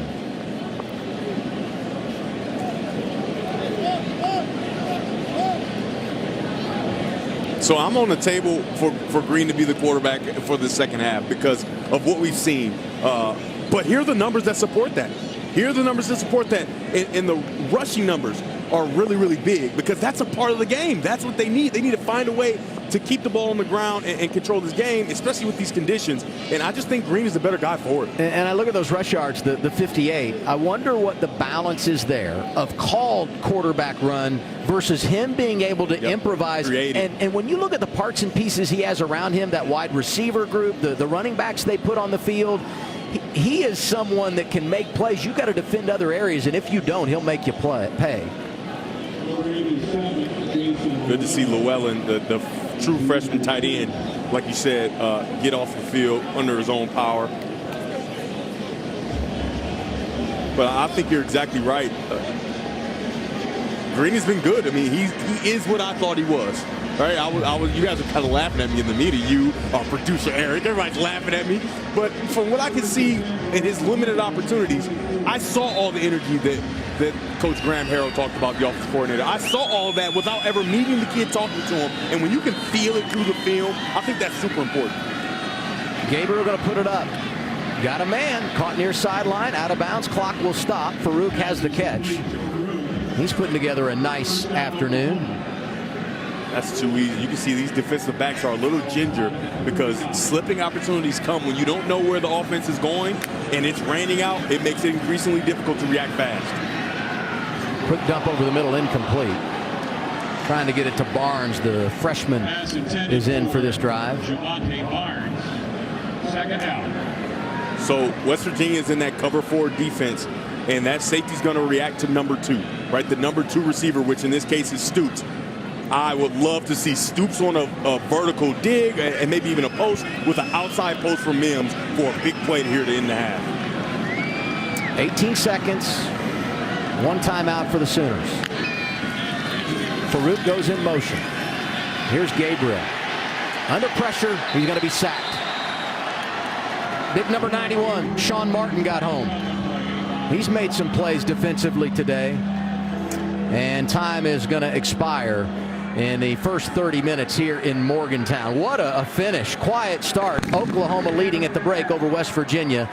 12-6. Let's go to our studios in Los Angeles. Here's Mike Hill. All of a sudden, we got a game half coming up. Special teams. What the kicker should never do, Coach. Note to kicker. Leave the ball alone unless you're kicking it. I think he learned his lesson. Second half coming up between Oklahoma and West Virginia. Stick around.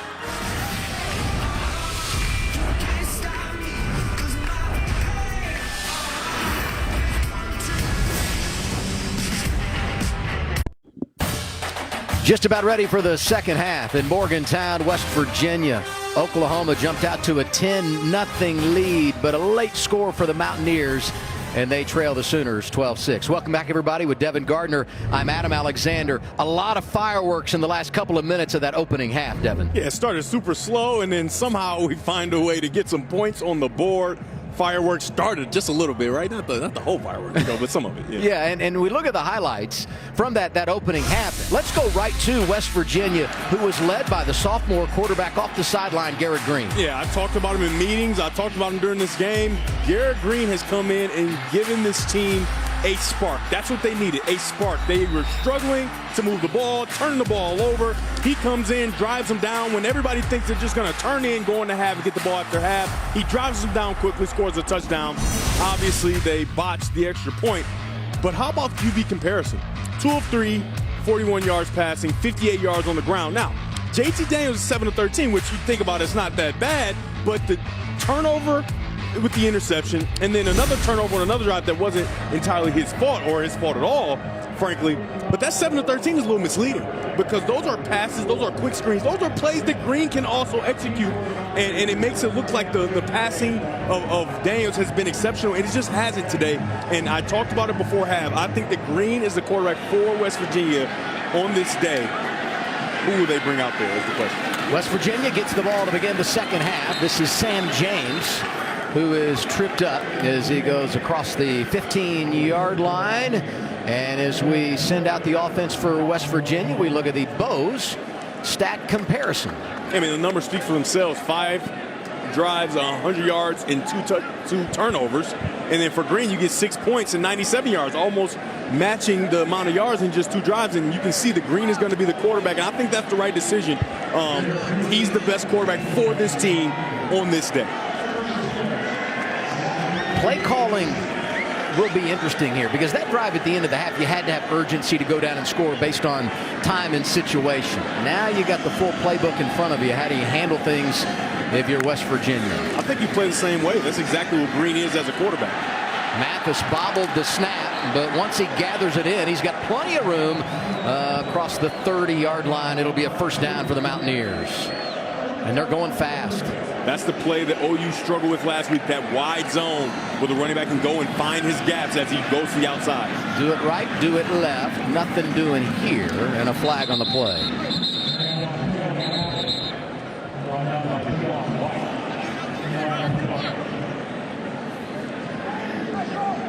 Our referee is David Alvarez.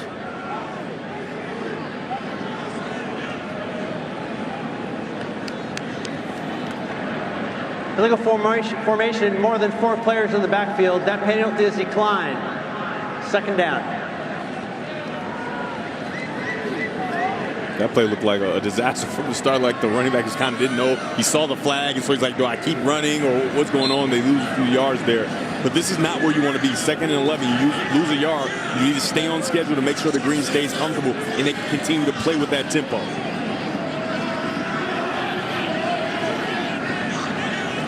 Second down at 11.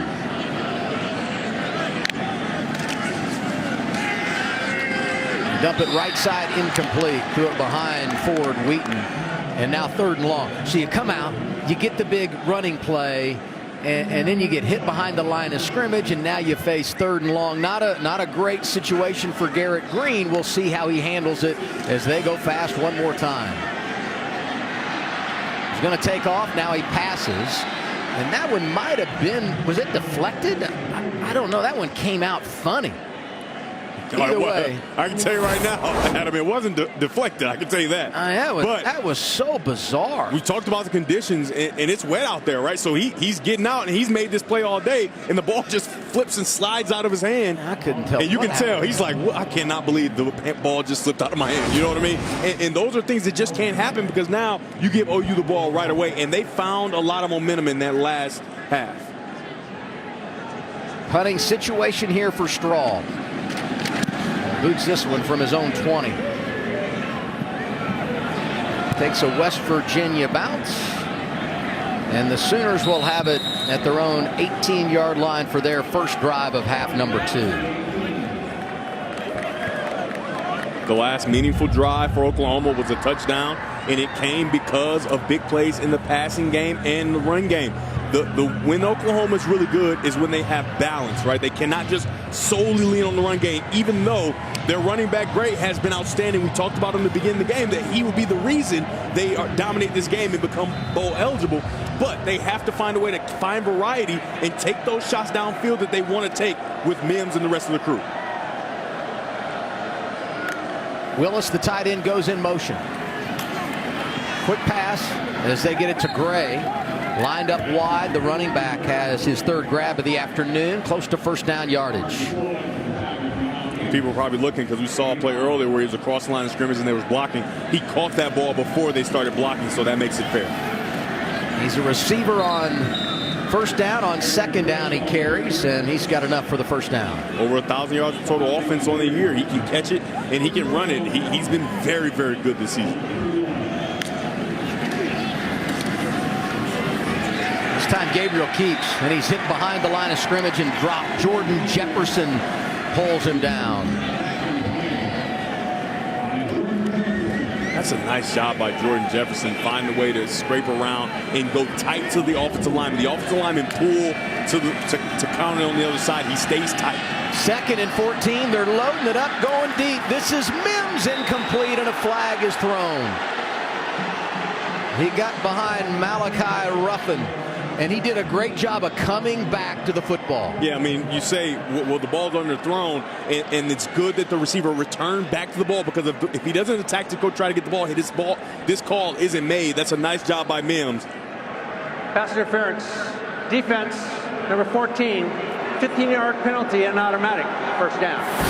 So I'm gonna tell you why this ball is short, because Mims is so fast that the grip on the ball is a little different, but he's still just as fast, right? And so you get Gabriel trying to get the ball down the field, and it's a little short, but a nice job by him. Even though the DB is looking back at the ball, he's grabbing his shoulder pad, he's impeding him from going and making the catch. So I think that's the right call. But that's what, for a quarterback, you got to speed up just a little bit because he's getting down that field extremely fast, but the ball is wet, and you're trying to have good ball security. Mims came down kind of funny there, went off the field. Looked like he was holding his arm or hand, so we'll follow up on number 17 in a moment. First down carry for Gray. And here are the numbers we've been talking about. Over 1,000 yards this season, and for the 4th straight week, over 100. Wide pass to Stoops. Pulled out of bounds at midfield. He'll be short of the line to gain. You see those wide splits from the wide receivers almost lining up on the sideline, so the linebackers have to fly out of the box and make those tackles. And if they do, they can get back to the run game.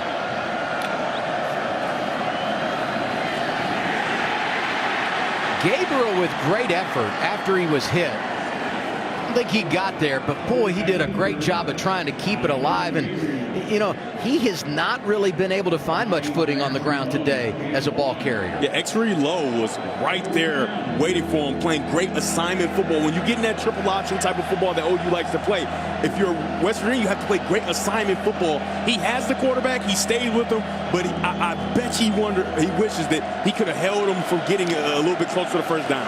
Offense stays on the field. 4th and 1. This is Gray, and a flag comes in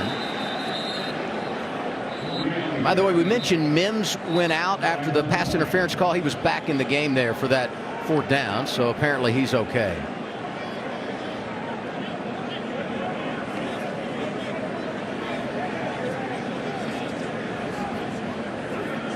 I don't know what this could be. Local substitution.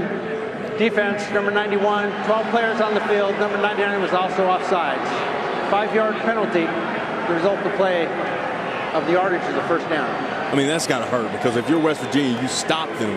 But a great job by Oklahoma surprising West Virginia and deciding to quickly go for it. And they caught West Virginia trying to substitute during that same time.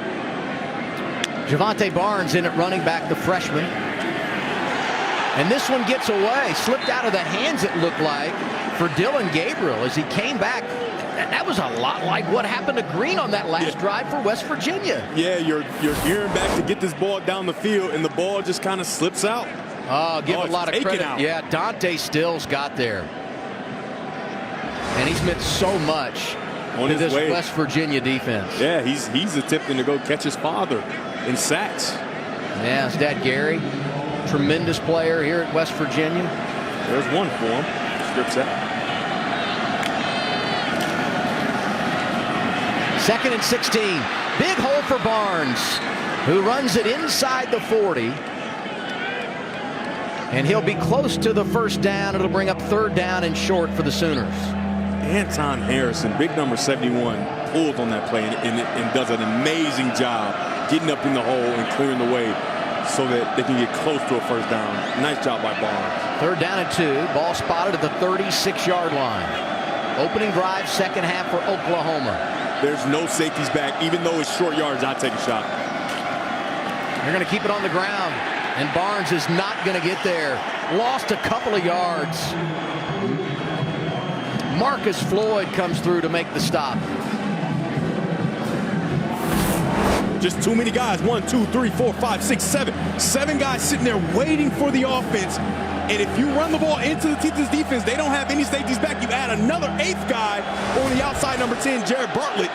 It's tough. Aubrey Burks was also there. 4th and 3. They're going. Gabriel rolls, throws, and it is incomplete.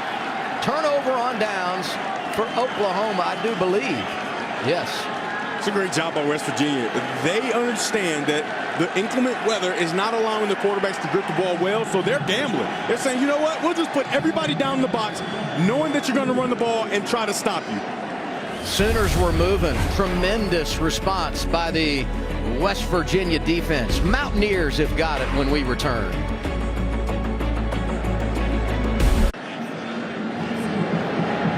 Oklahoma defense coming back out, fired up. They lead at 12-6, 9:54 to play in the 3rd quarter. And once again, calling the shots for this West Virginia offense, the sophomore Garrett Green. Mountaineers got the stop on 4th down. Let's see what they can do with their 2nd possession offensively, half number 2. Green gonna run it. Boy, he was patient there, wasn't he? Looked like the hole had closed down. He waits, releases, and he's got positive yardage. Yeah, he does a very good job of letting it develop, allowing his blockers to get in front of him, and then getting skinny through the hole. And, you know, you don't usually see that with quarterbacks, but it's usually with running backs where they understand getting skinny through the hole and understanding being patient for their blockers. But Garrett Green does a great job in the run game, so you know he's going to have some of that skill as well. He got 6. He's over 60 yards rushing now on the day is Garrett Green. Stay on the ground here, and not much happening.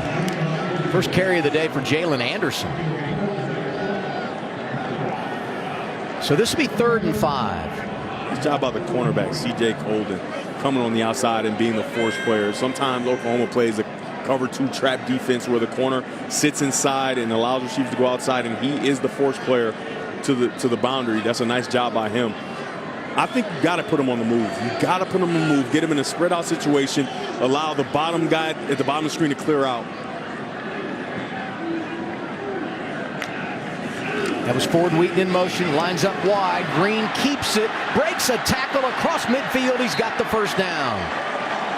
I was thinking putting him on the move to the outside to throw the ball. How about putting him on the move right up the middle again? He takes the ball, is patient, and a nice job by number 28, Jalen Anderson. We haven't seen a bunch of getting in the lead blocking scenario. Run it on third, throw it on first, incomplete. He was trying to find Ford Wheaton, and Woody Washington was there on the defensive side for Oklahoma. I like it. I like the shot. Give your receiver a chance, get it, grip it and rip it. He does a good job, but unable to make the play. Nice job by Woody Washington, like you said, being on top of the route.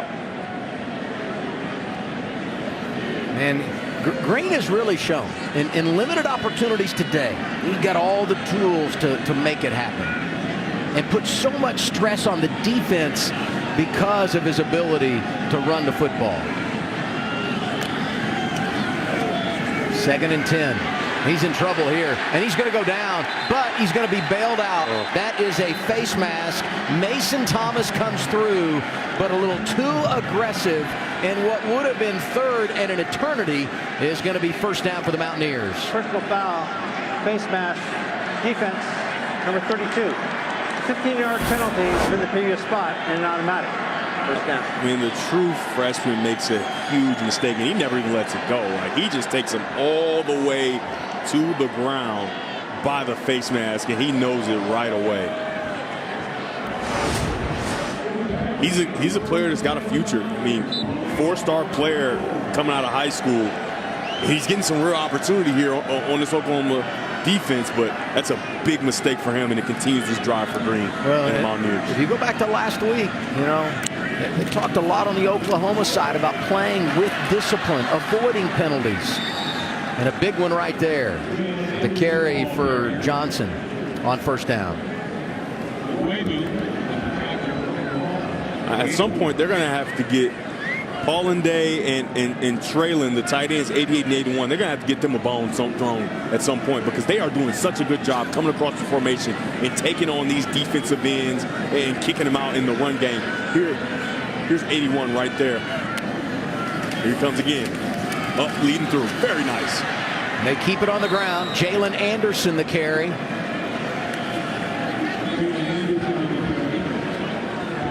A lot of the run game, if you follow the tight ends, as long as the quarterback doesn't pull the ball out, the run game is following the tight ends, number 81 and number 88 in blue. They've done a very good job. And on this play, it's like West Virginia hurt me. They're going to bring them both on the field. So now you don't know where the ball is going to go. Anderson comes out. Mathis is back in. He'll line up in the backfield with Green. 3rd and 2 from the 26. Mathis gets it and squirts inside the 25 to the 24. And that'll be a first down for the Mountaineers. Nice job again by Traylon Davis. Kicking out, right? And so he cut the defender, but he's inside the tackle box so he can cut him. Very nice job of just clearing out just enough space so the running back can get first down yardage. You know, this drive started quick. A lot of urgency for West Virginia. Now they slowed things down. After they picked up that first down on the ground with Green, they took the quick shot. Since that penalty against Oklahoma, going to the ground. Once again, it's Jalen Anderson. I mean, he really hasn't had a lot of touches today, but really utilizing him here on this drive. He crashes forward, knocked short of the line to gain by Deshaun White. It's a nice job of doing what we call pressing the hole. With Reggie Grimes unblocked on the backside, you have to press the hole as long as you can and then try to get skinny underneath the offensive lineman. Anderson does a great job. He's had limited opportunity, like you said, and for him to have that feel and not even be ingratiated into the game just yet, that's a very nice job of getting skinny and getting some yards here on first down. 2nd and 5 for Green and the Mountaineers. On the move, trailing 12-6. Some miscommunication there, but Green keeps and makes something out of nothing. Green inside the 5 to the 2-yard line. A perfect example of what he brings to the table. You know, this is a little bit what Coach Bramhauer talked about. I think that's Green on the mistake because the tight end was coming from the opposite side. I think the run play was supposed to go to the right. He turns the wrong way. But the other thing that Coach Bramhauer said, he makes plays. He's like a kid in the playground, and he finds a way to make up for what I think was his mistake on that play. Maybe they should try to run that style of play a little more often, where he turns the wrong way, the running back stands and doesn't move, and then just take off and go get inside the 5-yard line with a chance to score. Under 5 minutes to play, third quarter. And the play clock hits 0, and now a whistle and a delay of game.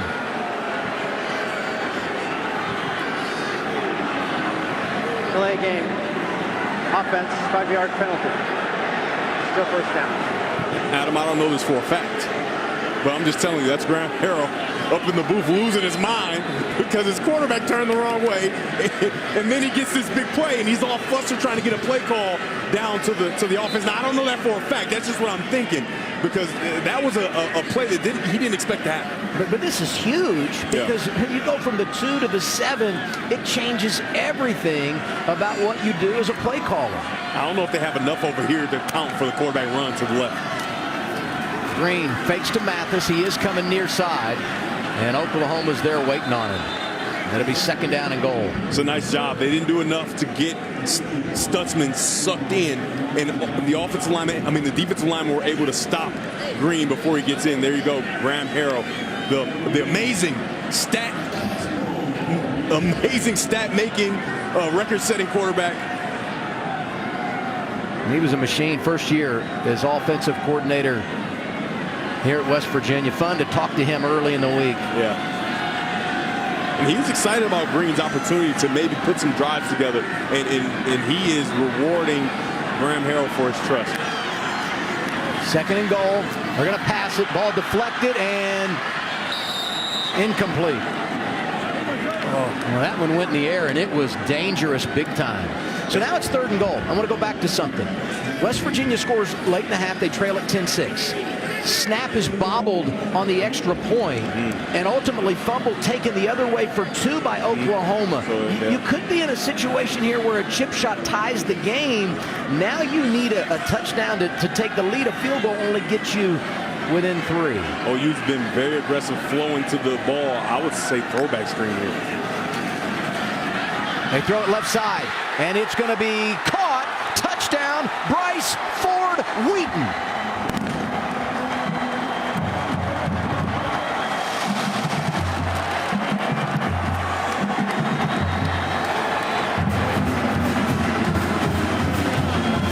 How about Garrett Green? He turns the wrong way, gets him down close, they get a penalty, and then a fade. Wheaton with the patience at the top of the route. When you're running the fade route, you can't just start going and running to the outside, because then the defender closes the gap. He gets to the defender, up on his toes, and then gets around. The ball is thrown perfectly, and look at the sideline and the excitement that this West Virginia offense and entire team is playing with. West Virginia fell behind in this game 10-0. And the extra point here from Casey Legg makes it a 13-12 West Virginia lead. Green getting it done on the ground and also through the air.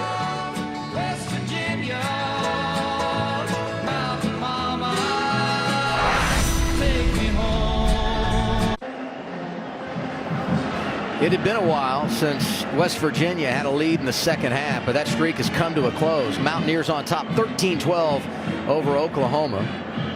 After that scoring drive here with 3:36 to play in the third quarter. You know, Garrett Green has really shown what he's capable of and throws the fade. Tremendous catch by Ford Wheaton, and the Mountaineers on top in this one. For Ford Wheaton, it was touchdown catch number 7 on the year. Farouk on the return. He's got room. Bumped out of bounds as he goes across the 35. Oklahoma trailing. What will they do when they hit the field offensively? We'll find out when we return to Morgantown, West Virginia.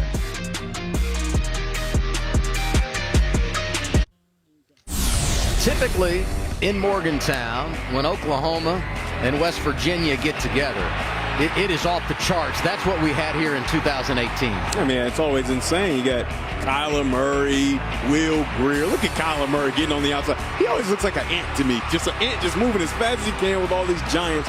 The little man that could, but Today, it just hasn't been that. It hasn't been the explosive plays as you see Kyler Murray hitting Hollywood Brown for the game-winning touchdown, 59-56 then. And, today, it's like an above-ground pool when we consider offense, right? That was like an in-ground pool with all that offense. It's a pool. Murray and Greer each had 4 touchdowns that day. We've got 3 total today for the 2 teams. This is Gray breaking tackles and taking it close to midfield. I mean, we were spot on in the beginning. Like, he has to be the one they lean on, and he's proven that they can lean on him in the run game. We just got to get a little bit more variety if you're Oklahoma sprinkled in there in the passing game, and this is a little bit of what they've tried to do. Pass outside to Mims. He's got the first down. You get a great return, a couple of nice plays, one on the ground, one in the air. Yeah. And already Oklahoma in plus territory. With great runs and those outside throws, you force the defense to play depth and width. And if you can do that, you can continue to allow Gray to lean on this defense. Here's Gray again. A little move in the hole. Jazir Cox hangs on. It'll be second down for the Sooners. What Oklahoma is doing, they're saying, hey, let's line up our guys as far as we can at the wide receiver position. Either throw it out to them. Mims has the first down. Either throw it out to him or run the ball up the middle with Gray. And West Virginia hasn't found a way to get enough guys in the box to stop the run game. How about Mims trying to go to the hurdle and being denied? Hershey McClure said, you will not. You will not have me on the internet. I thought he was going to be hit behind the line by Ruffin out there. Yeah, they're doing a good job blocking on the edge. Stoops, just the ultimate blue-collar receiver. Yeah, it's like the unsung hero of this offense. I mean, these quick screens, they've thrown them to him a number of times, and he's gotten yardage, gotten first downs, but he's also been the lead blocker, essentially, for whoever catches the ball.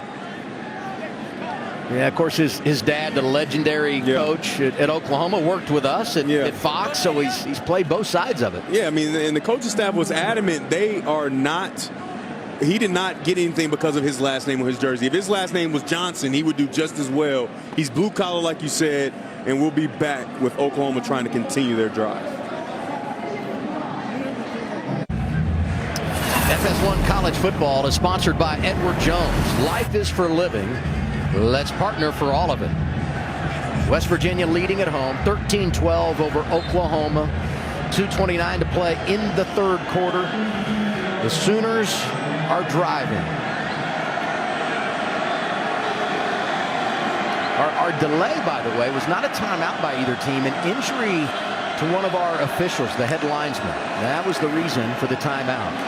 Oklahoma runs it on first down. Eric Gray with room again, carrying tacklers inside the 10-yard line. He's special. Oh, yes, he is. But Sooners going fast. Big number 71, Anton Harrison, is just as special at that left tackle position in that pool scenario. He pulls around and leads up through like nobody's business. First and goal. Keep it on the ground. Gray churns down to the 5.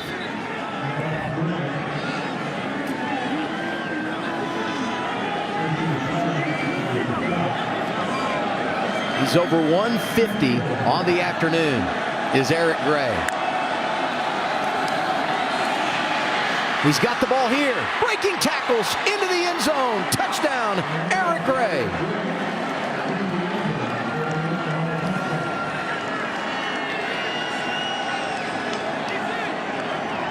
Nice job by Eric Gray once again. Now it looks like they're going to go for 2 here. Didn't get it. Block across right there. Very nice job by big number 71, Anton Harrison, coming around to lead through to get him down near the goal line. And then you get the tight end coming across and leading through to help him. Gray has been everything we thought he would be and more. Right? He's been even more today. OU has needed him a great deal, and they've been able to lean on him in the run game. And now they have him at wide receiver where they've used him as well. We got Mims in the backfield trying to create some confusion. You got running back, you got wide receiver here. Play clock under 10. Gray in motion. They fake it to him. Gabriel keeps, and he's in for the 2-point conversion. That makes it a 7-point game. Oklahoma on top, 20-13. You got action here, and it's going to force these guys to all come outside, and then you're going to get Gabriel down the middle. Very nice job of using your weapons. You got Mims, you've got Gray, and then you've got the quarterback, Gabriel, up the middle and in the end zone for the 2 points. Surprised you go for 2 here and chase points with over 16 minutes to go in the game. I know you want to make it a 7-point advantage. What do you think about that call? It all worked out, obviously. Well, in hindsight, it's right. It's Yeah, right. because they got it. But how about Gray, man? He's been really good, and most of the time, when he was able to get these big plays, it's because of Anton Harrison leading up through, kicking out on the pull situation. I mean, this offensive line has really taken upon themselves to make sure that they stay in this football game. And we talked about in the beginning, Eric Gray has been special. Yeah, he has, and we're selling Gray. But let's go bigger picture with the Oklahoma offense. You're trailing for the first time today. You get the ball back, and right away you answer. Yeah, they responded, and they responded with Gray. That's been the way we kind of framed it since the beginning of the game. I said it. I played it on word. I said, and Eric has to have another great day. He has to have a great day, and he's been doing that so far. Can this defense stand up and slow down Green, who's really found his groove? Sam James on the return for West Virginia, and he's hit as he crosses the 25-yard line.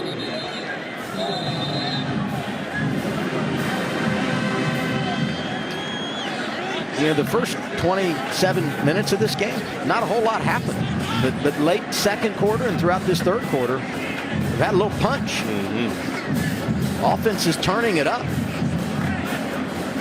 I got a feeling, Double A, it's going to be a good finish.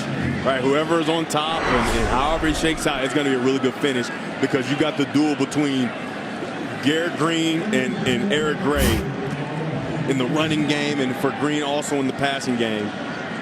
Whew, it's going to be a good one. I mean, we've said how great the games have been here in Morgantown. Last year in Norman, Oklahoma wins on a last-second field goal. These teams have a history of producing great finishes. Green, the quarterback. Mathis, the running back. Positive yardage near the 35. David Agwebu is there to make the tackle for Oklahoma. I talked about it on the previous drive. Follow the tight ends, in this case, number 88 in blue, Brian Paulinday. You see him on the outside right there, hooking the defensive end. Mathis had room, but Woody Washington, I mean, we said his name today so much, whether he's defending the pass or coming up and supporting in the run. It's a nice job by the tight end on the outside, but that's a nice tackle. Remember I talked about it. The corners for OU are tasked with being the force defenders and stopping the run game as well. They're not just there to cover in the pass game. Third down, Green throws incomplete. Lucky that one probably wasn't picked off because he was getting hit and just kind of launched it out into no man's land. Yeah, he's trying to get to the shallow cross to James. He starts to climb into the pocket. He kind of has him, but he climbs into the pocket, and as he starts to throw it, boom, gets hit at the same time he's throwing and the ball sails. Say it again, Oklahoma gets behind. Offense responds. Quick drive, touchdown. They regain the lead. Defense responds, getting off the field. Mims back for Oklahoma. And a fake. They snap it to the up man, James. He was looking to throw it. Now he's going to run it. He's got the first down. What a gutsy call by Neal Brown. And boy, that should breathe some life into this West Virginia team. Oh, man, that was close. You're going to see it right here. He's going to take the snap, and he starts to go outside, but then he has to cut it up inside. Very nice job by James, who you usually try to get to the outside, so the Oklahoma defenders kind of overplay it. They run. He sticks it up inside like a good running back on the outside zone, and a first down, and the gamble pays off for Neal Brown's offense. James kind of hesitated when he took it. He's going to throw it. Looks like he's going to throw it. Yeah, good decision by him. First down at the 39-yard line. Could be the last play of our third quarter. Green going to pass. Getting pressure. Runs away from it. Stutzman is there. Pulls him down. And a flag down on the play as well.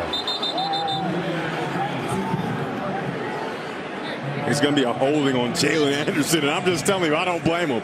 He got destroyed. He's trying to block for his quarterback, and the defender just, boom, barrels through him, and he tackles him to the ground with him. The ruling on the field was that the runner was down before the game before the ball came loose. Holding. Offense, number 28, 10-yard penalty. Still first down.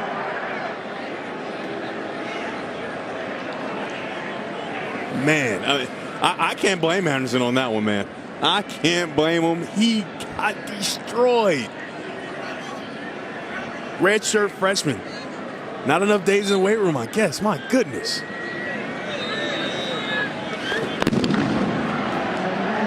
Penalty makes it 1st and 20. And as they start the clock, time has run out in our third quarter of play. Oklahoma leading West Virginia 20-13. Mountaineers trying to come from behind, and they're doing everything they can to get there. Pulling out all the stops.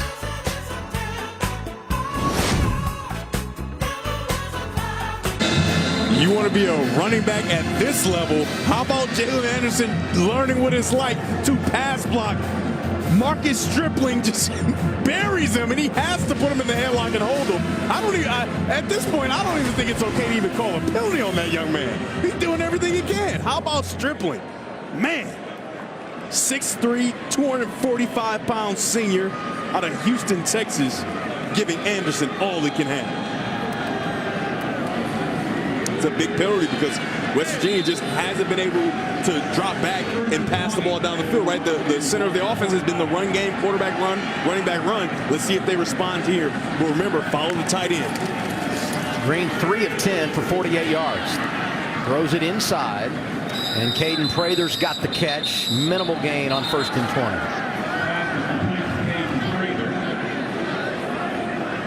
Danny Stutzman. Safe call to get some of it back. I'll tell you what scares me in a no-brain passing situation for West Virginia, if I'm the Oklahoma defense, is Green getting outside contained and taking off. That's where he's been incredible today. So when you were saying what scares you, I was already thinking, well, what scares the defense is exactly what you just said, because that's where they've really made this game a game. 2nd and 15 for Green. Pressure again. Unloads. And it's going to be caught. This is the drive of Sam James. He has the fake on 4th down on the front, and here a huge catch that takes him inside enemy territory. The slot fade, and it's usually very difficult to cover, but Trey Morrison does a great job, and James just goes up and cracks the peanuts on top of his head and snatches the ball. Try it left, try it right. This time nobody home, incomplete. How about Green? Didn't start this game, pressure in your face, kaboom! Just don't get a chance to see the ball completed and throws an absolute dime, and James makes another play. And James has been remarkable. 2,000 career receiving yards. He's been a mainstay at West Virginia, and he has been huge on this drive. 2nd down and 10 from the 31. Follow the tight end. They're going to run it here with Johnson. He's got about 3. It'll be 3rd down and right around 7. Wherever the tight end goes in the run game, that's exactly where the running backs are following. If the linebackers for OU can pick up on that, they can beat the tight ends to the spot to try to stop them from getting ahead of them and allowing the running backs to gain yards. And that's when West Virginia comes with the quarterback going the opposite way. Here we go right here.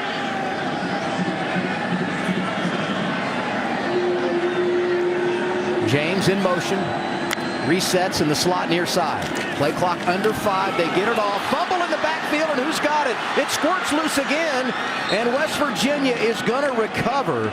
They dodge a huge bullet, but not the execution you need on 3rd down and 7. I just said if they follow the tight end's going to come, and they meet him before he can even get into the line of scrimmage. Look at all the maroon helmets or crimson helmets, and the ball comes out, and they're in a position to try to get this ball, but they are going to be so upset because the ball's squirting around. You got to come up with that if you're the OU defense. But a nice job by West Virginia finding a way to get that ball back.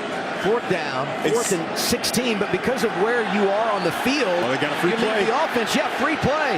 Green going deep, and it's going to be intercepted. Oh, going to draw a penalty.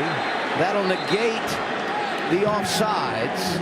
And instead of it being 4th and 11, now most likely a punting situation here for West Virginia. Just can't do it. You just can't do it. That's frustration, right? I mean, if you're James, I mean, you feel like things are going your way. And He doesn't know that he has a free play, but either way, you can't do this.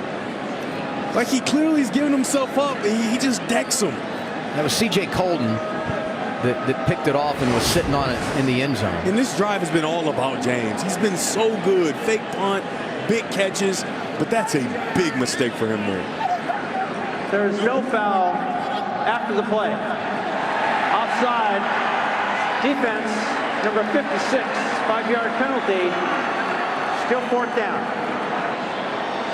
I don't know. If I'm the Oklahoma staff, it wasn't a huge hit, but the guy's giving himself up. He has no intentions on returning that ball, and he just decks him. That's a penalty. I'm sorry. That is a penalty on West Virginia, but Coach Neil Brown and this offense gets away with one. Yeah, so now, I mean, you were going for it on 4th and 16. Now you're 4th and maybe 4th and 15, 4th and 10 now. I mean, James has showed how a superior athlete he is. He had time to slow down, right? He's been outstanding. And he can stop on the dime and get first down, but he can't stop before he hits a defender after he's given himself up. But 4th and 10, I would look for James again. He's in the slot to the bottom of your screen. Mathis, the running back. Here's Green. And it's going to be caught. And good for the first down. Caden Prather sits down, makes the catch, and the Mountaineers keep the drive alive. They use James as a seam, and then he goes curl, hook up right in between 3 OU defenders. What a throw! Prather gets it again down to the 10-yard line of Oklahoma. To have the courage on 4th down and 10 to drive that ball in between 3 Oklahoma defenders, what a throw by Garrett Green. When we talked to Coach Graham Harrell, offensive coordinator, he said he may have the most talented arm in the room. I mean, he makes some throws that you just say, wow, that was one of those wow and courageous throws. They say Prather was down at the 11, 2nd down and 6. Green fakes, keeps, bringing it right side. Green to the corner, touchdown, Mountaineers.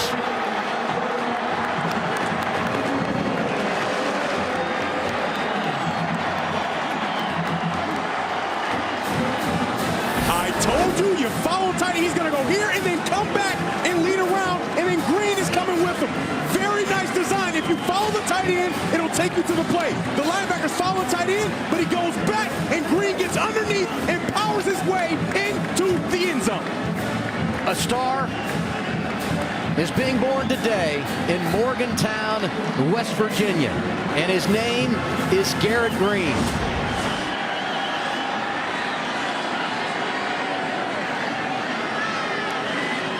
Casey Legg for the tie. Extra point is good. 11:20 to play. What a drive for West Virginia. You convert the 4th down. Green does it in the air, and then on the ground he says, give me 6. We're all tied in the Big 12.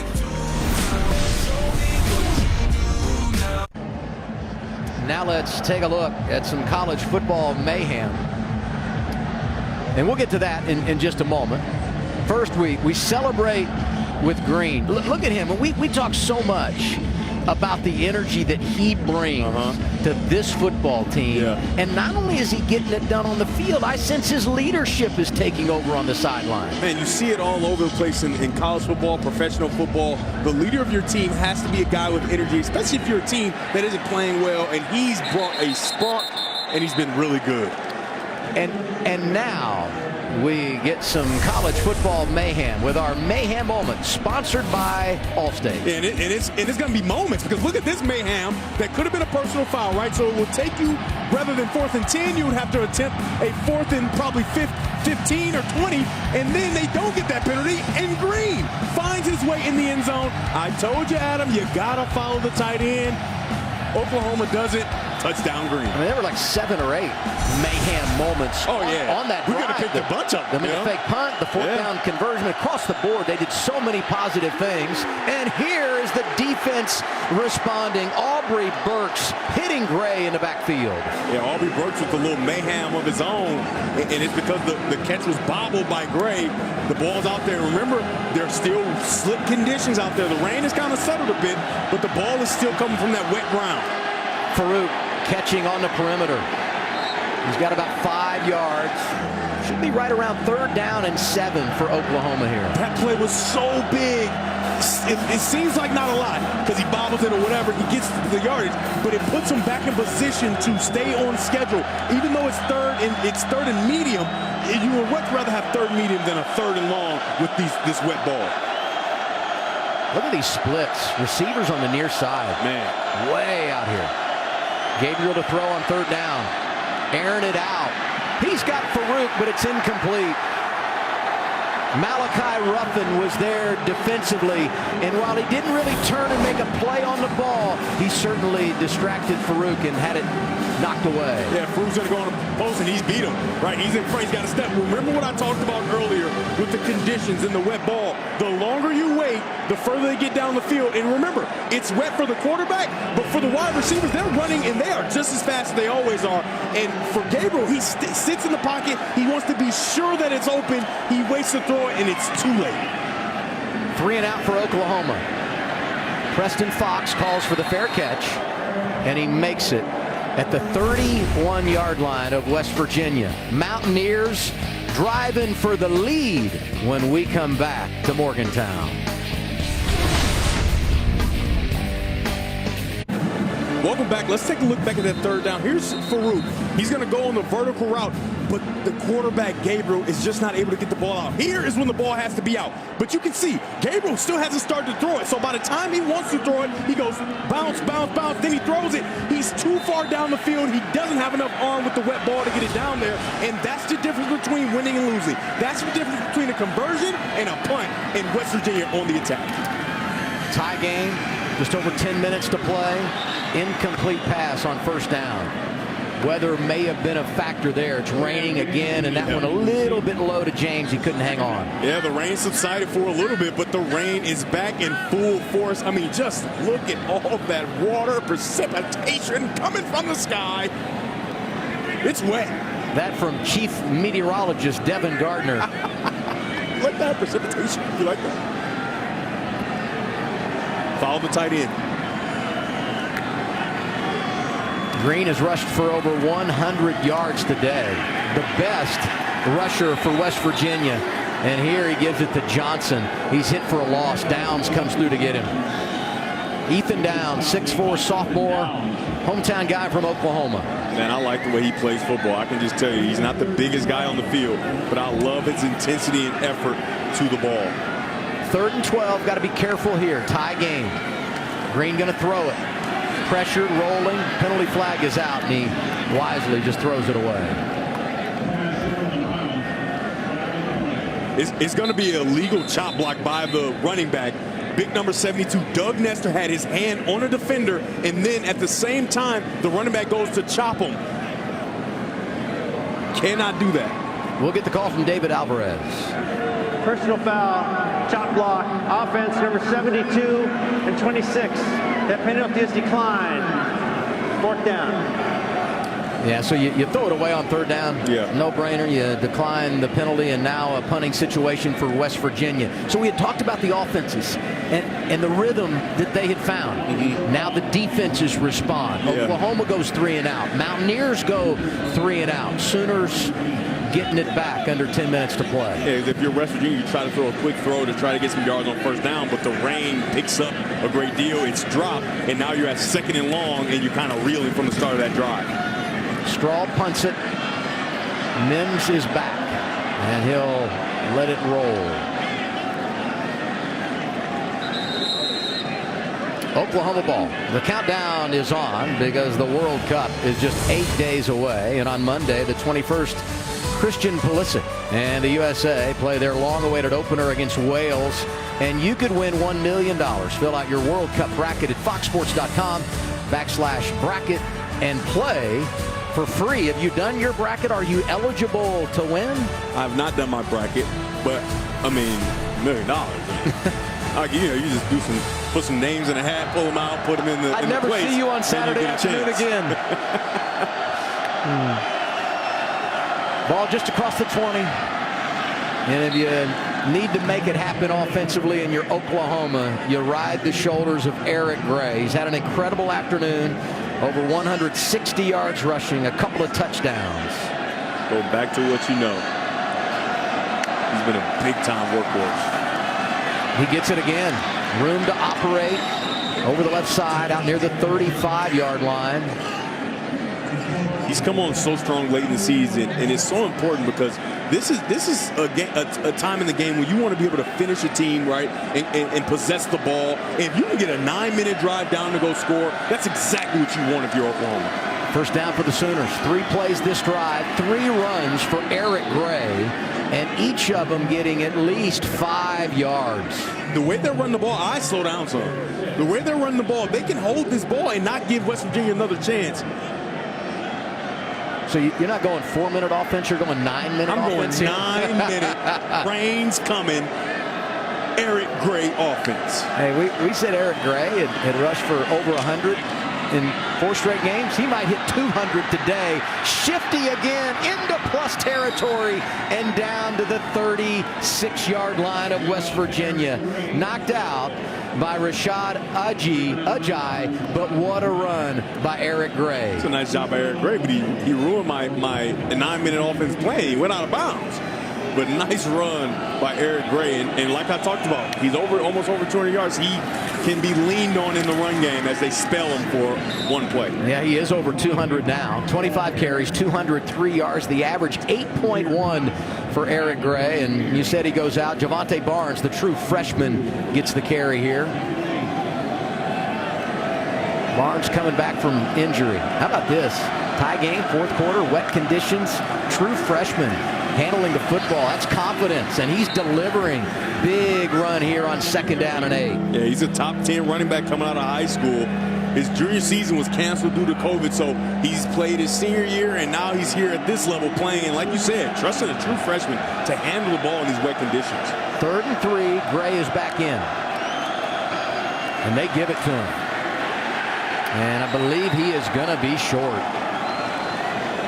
Lee Koba, the linebacker, started his career at Syracuse, went the junior college route, lands at West Virginia, made the stop, and now 4th and 2 for Oklahoma. Tie game, 6:50 to play.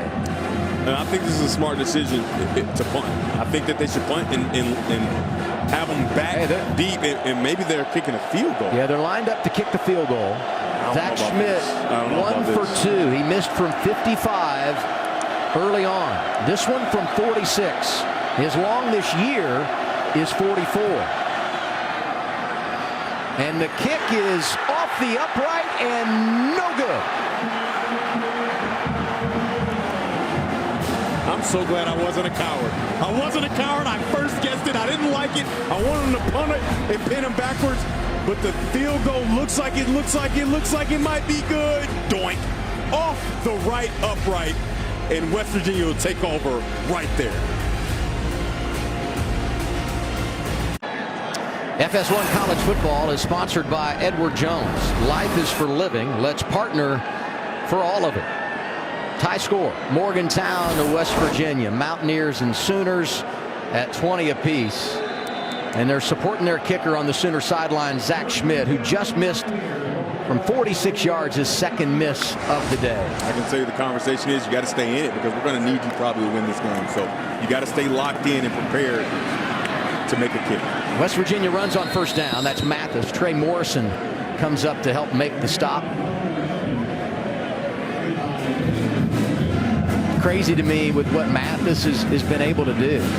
That the leading rusher today for West Virginia is Green, over 100 yards. The backup quarterback comes in, a couple of touchdowns on the ground, threw the touchdown pass, and tie ball game. 2nd and 9. Fake to Mathis. This is Prather. He's got room. Hit after contact, falls forward, across the 40, and that'll be enough for the first down. It's a very good job playing off of what they've shown all day. Follow the tight end, follow the tight end. The linebackers shift to follow the tight end. It sets up winter blocks for those offensive linemen to get out in the screen game and protect for Prather to go get a first down. Mathis gets it on first down. Positive yardage across the 45-yard line. Stripling pulled him to the ground. Stripling is relentless. He got blocked on that play, and then he finds a way to continue to. He's the guy that's down. He gets up on his own. It's very good to see because he has been so important to helping to hold this West Virginia offense in check some, right? He's the edge setter. He's the guy that creates a lot of havoc. If they can't have him, that's going to be huge.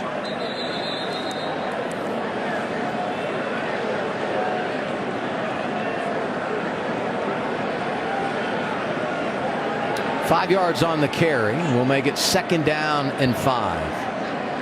I tell you what, getting yardage on first down is big for Green. Young quarterback, not used to being in these situations. Stay in front of the chains. Yeah, young quarterback, but he seems so poised. He does. He seems so poised, and the moment just doesn't seem too big for him. Tight end right here. Follow him, and it will take you to where this ball's going. Mathis behind Polinde.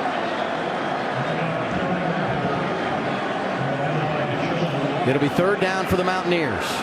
Right around midfield. Clock under 5 minutes. Both teams have their full complement of timeouts. Officially 3rd and 1. Ball spotted at the Mountaineer 49-yard line. I would go quarterback power. I would allow my quarterback to, or quarterback sneak, but allow the quarterback to drop step and get right in behind the center. It's exactly what they do. Oklahoma's waiting for it, and a flag on the play.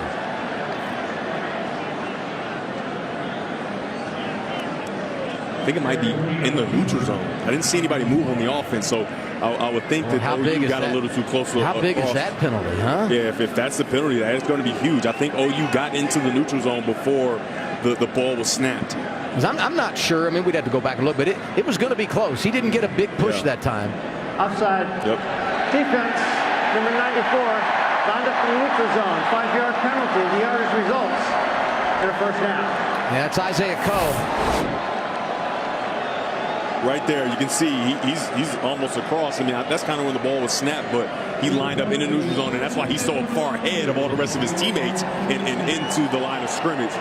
That's a big penalty because, like you said, it was going to be close. I don't know how great of a push Green got, but man, Coach Venables has to be disappointed with the details. Some of the details, it goes all the way back to the beginning of the game when you're supposed to catch the ball behind the line of scrimmage and it turns from a touchdown to a field goal. That's what I said earlier when we preached it last week. Mathis, nice room over the left side down to the 40. Trey Morrison pulls him down, but again, the Mountaineers staying in front of the chains. Been riding Mathis on this drive. 2nd down and 4. Quick pass outside. Ford Wheaton stopped before he got to the first down marker. It'll be 3rd down and 1 again for West Virginia. Man, there aren't a whole bunch of stats out there, but I've said it already. But Traylon Davis and Brian Pullen today, they have been outstanding. Every single play is going behind them. They have moved guys out of the way. I think at some point you got to sneak them, bluff them on the outside, and get them the ball in the flat because I don't think that the Oklahoma defense is going to expect it. Both tight ends in the game right now to confuse that OU defense so you don't know which way it's going. I say it goes left. Mountaineers taking their time. Play clock down to 5. They give it to Mathis. Unbelievable penetration. He goes nowhere. Mason Thomas comes through to make the stop. 4th down, West Virginia. Yeah, it's a play designed to go here and go left behind the tight end. He tries to get in there, but there's nowhere to go. Very nice job by big number 88, Jordan Kelly, blasting through that offensive line and creating kind of a pile-up, so there's nowhere to go for the runner. 3rd and 1 turns into 4th and 2. And it looks like West Virginia is just going to let the play clock roll all the way down, call a timeout. Get a good play call. And feel confident about what you're doing, but also take as much time off the clock so Oklahoma doesn't have as much to work with if and when they get the ball back. We'll see what happens on 4th down when we return. It's going to be a huge night in the Big 12, but we got a great one to start it off. Oklahoma wins today. They're bowl eligible, be their 6th win of the campaign. West Virginia knows we have to win to get to a bowl game. They got to run the table at 3-6, both in position to get it done here this afternoon. For West Virginia, it starts with this 4th down play. They leave the offense on the field. Green the quarterback, Mathis the running back. 4th and 2. They fake the pass, they fake the run, they pass it, and they've got the first down. Great play, backside, Bryce Ford Wheaton with the grab. I mean, they were so soft. Look at the respect that they're giving them. They're backing up, and it allows for the offensive tackle, Wyatt Milam, to get outside and create just a little bit of space to get the first down. Keep it going through the air. Green rolling right, looking, and he's got his man. Nice way to improvise as he dumps it to Mathis. I thought he was going to throw it away. You string it out, you string it out, you string it out, and somehow on that play, they gain 9 yards or 7 yards. Wow. That looks like a throwaway for sure, and it's going to be 2nd and 10, 2nd and long again. Nope. Because of the legs of Green and what he's been able to do in the scrambling game, he strings it out, and a great job by Tony Mathis sitting on the sideline, knowing where he is on the field and getting yards on first down. Clock rolling, under 2 minutes to play. Mountaineers doing a great job of working the clock here.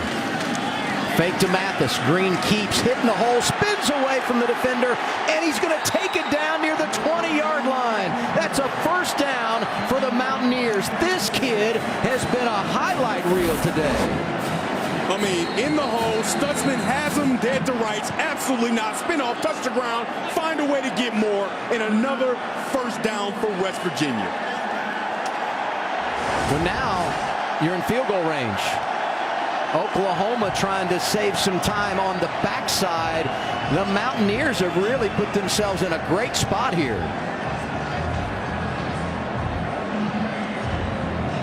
And it's time now for our hardest working player, sponsored by Liberty Mutual Insurance. Only pay for what you get. Passing yards, 133.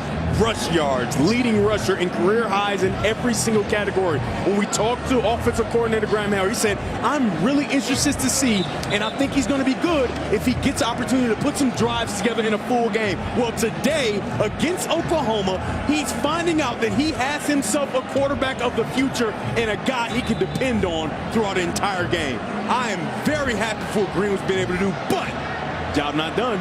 Job not done. As good as he's been today, it will mean nothing if he can't find a way to get out of here with a victory. Well, Oklahoma used the timeout, so they have 2 remaining. Ball spotted at the 21. You go conservative here if you're West Virginia because you're in field goal range. Mathis has it. No gain on the play. Isaiah Coe gets him down. It'll be 2nd down and right around 10. Take a look at this 4th down play. Remember I said, follow the tight end, right? He's going to come across the formation in motion and come back. The 2 linebackers for OU do a great job. They come. That's the 4th down play for the screen. That's the 4th down play of the screen. Yeah, that was the play prior to that. We'll try to get back and show you the run by Garrett, that Garrett Green that got a first down. West Virginia today on 4th down, especially in the second half. You go with the fake punt. The long 4th down conversion that led to the touchdown, and what we saw there. 3 of 4 this afternoon. The Mountaineers on 4th down, and a chance here to make this one pay off to take the lead.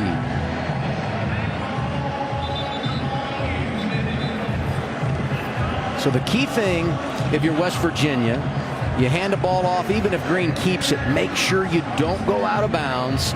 Force Oklahoma to use that last timeout.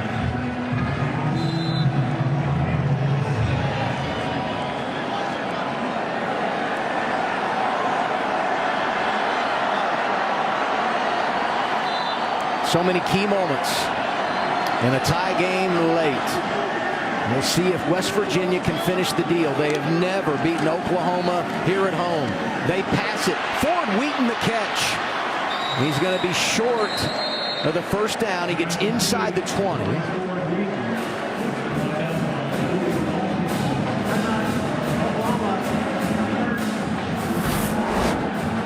Here's the play where you're going to follow the tight end. He's going to come across the floor. He's going to go back and come across the formation. Now, these linebackers understand that if they follow tight end, they'll get to where they want to go. I'm sorry. This isn't the play. But this is a great job of Green. Find a way to get the ball to his running back, Tony Mathis. So now 3rd and 6. Are you surprised? Are you surprised they throw the ball there and put it in the air? I'm not surprised at all. I'm not surprised at that at all. I think that you played the way you played, right? And especially since that's such an easy completion where you throw the ball and you know it should be a completion. Now with these conditions, the rain has stopped a little bit. You think it should be a completion, but it's just an extension of the run game, right? It's just a run play where the ball is thrown. So I like the call. I think they continue to move the clock, find a way to get in the end zone, because you can never be too safe and just depend on the kicker, especially in these conditions. Remember, early in the game, they didn't get an extra point because the ball went right through his hands, right? And at that point, it wasn't actually raining, but it had rained all day. So you don't want to truly depend on the kicker winning this game, but you also don't want to put the ball in harm's way. 3rd and 6. The big thing, do not go out of bounds. Casey Legg has not missed this season. The kicker for West Virginia. And Oklahoma is out of timeouts. Green keeps. And he's going to get the first down. I mean, he's just putting his team on his back. Just like all the plays, tight end's going to wrap around and Green's going to follow right behind him. Look at how he finds his way through, protects the ball. What's the most important thing right now? Ball security. He understands that, and he is fired up. You love the energy. You love the passion. The production today has been incredible. And now you can bleed the clock and win it with a walk-off.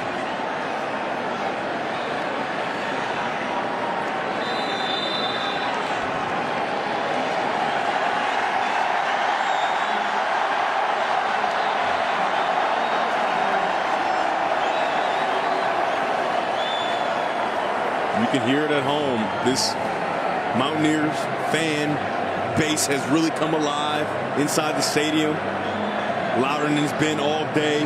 Excited about the opportunity their team has when coming into this game. Remember, JT Daniels started the game. That's their quarterback. That's their transfer. They got out of the transfer portal, and they were very excited. The season hasn't gone the way that they wanted to go. But Garrett Green, in an age where you just transfer and go somewhere else when you think you're a talented player, he stuck around. As a young player, he stayed at West Virginia, and now he has his opportunity for Tony. 51 seconds to play. West Virginia with 1 timeout remaining. So you run a play here, let the clock bleed down, call the timeout, and kick the field goal, right? And now you play this? I'm keeping the ball in Garrett Green's hands. Keep the ball in Garrett Green's hands. He's done a good job with it all day. And I want to try to get in the end zone if I'm West Virginia. Green runs it. Very conservative, stacked up, down to the 6.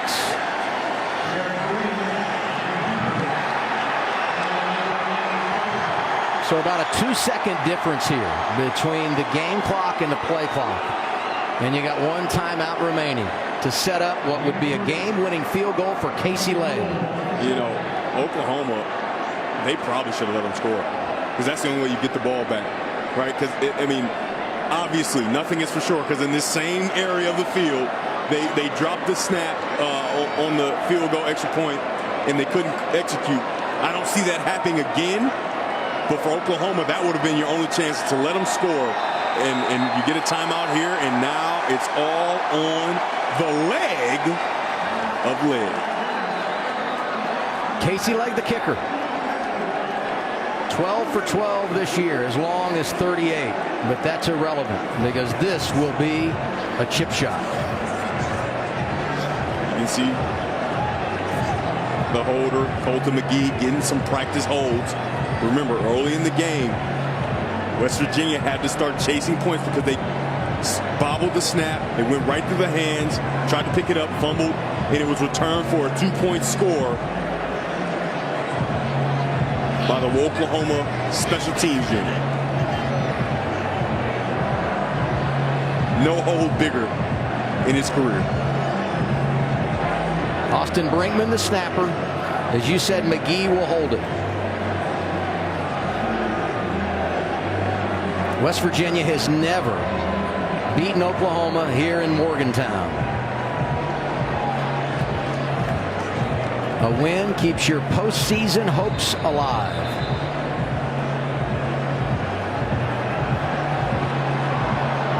And Oklahoma has no timeout, so you can't ice him. He knows once we go out here to execute this, it's happening on this play. I mean, that was a long wait that we just had there to build it up.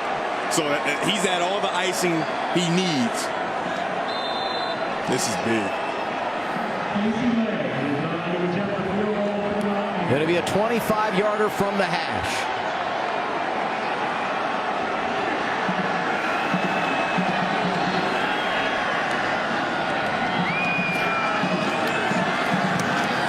The kick is up. And it is good. Casey Legg buries it from 25. And West Virginia beats Oklahoma 23-20. Doesn't matter how it looks.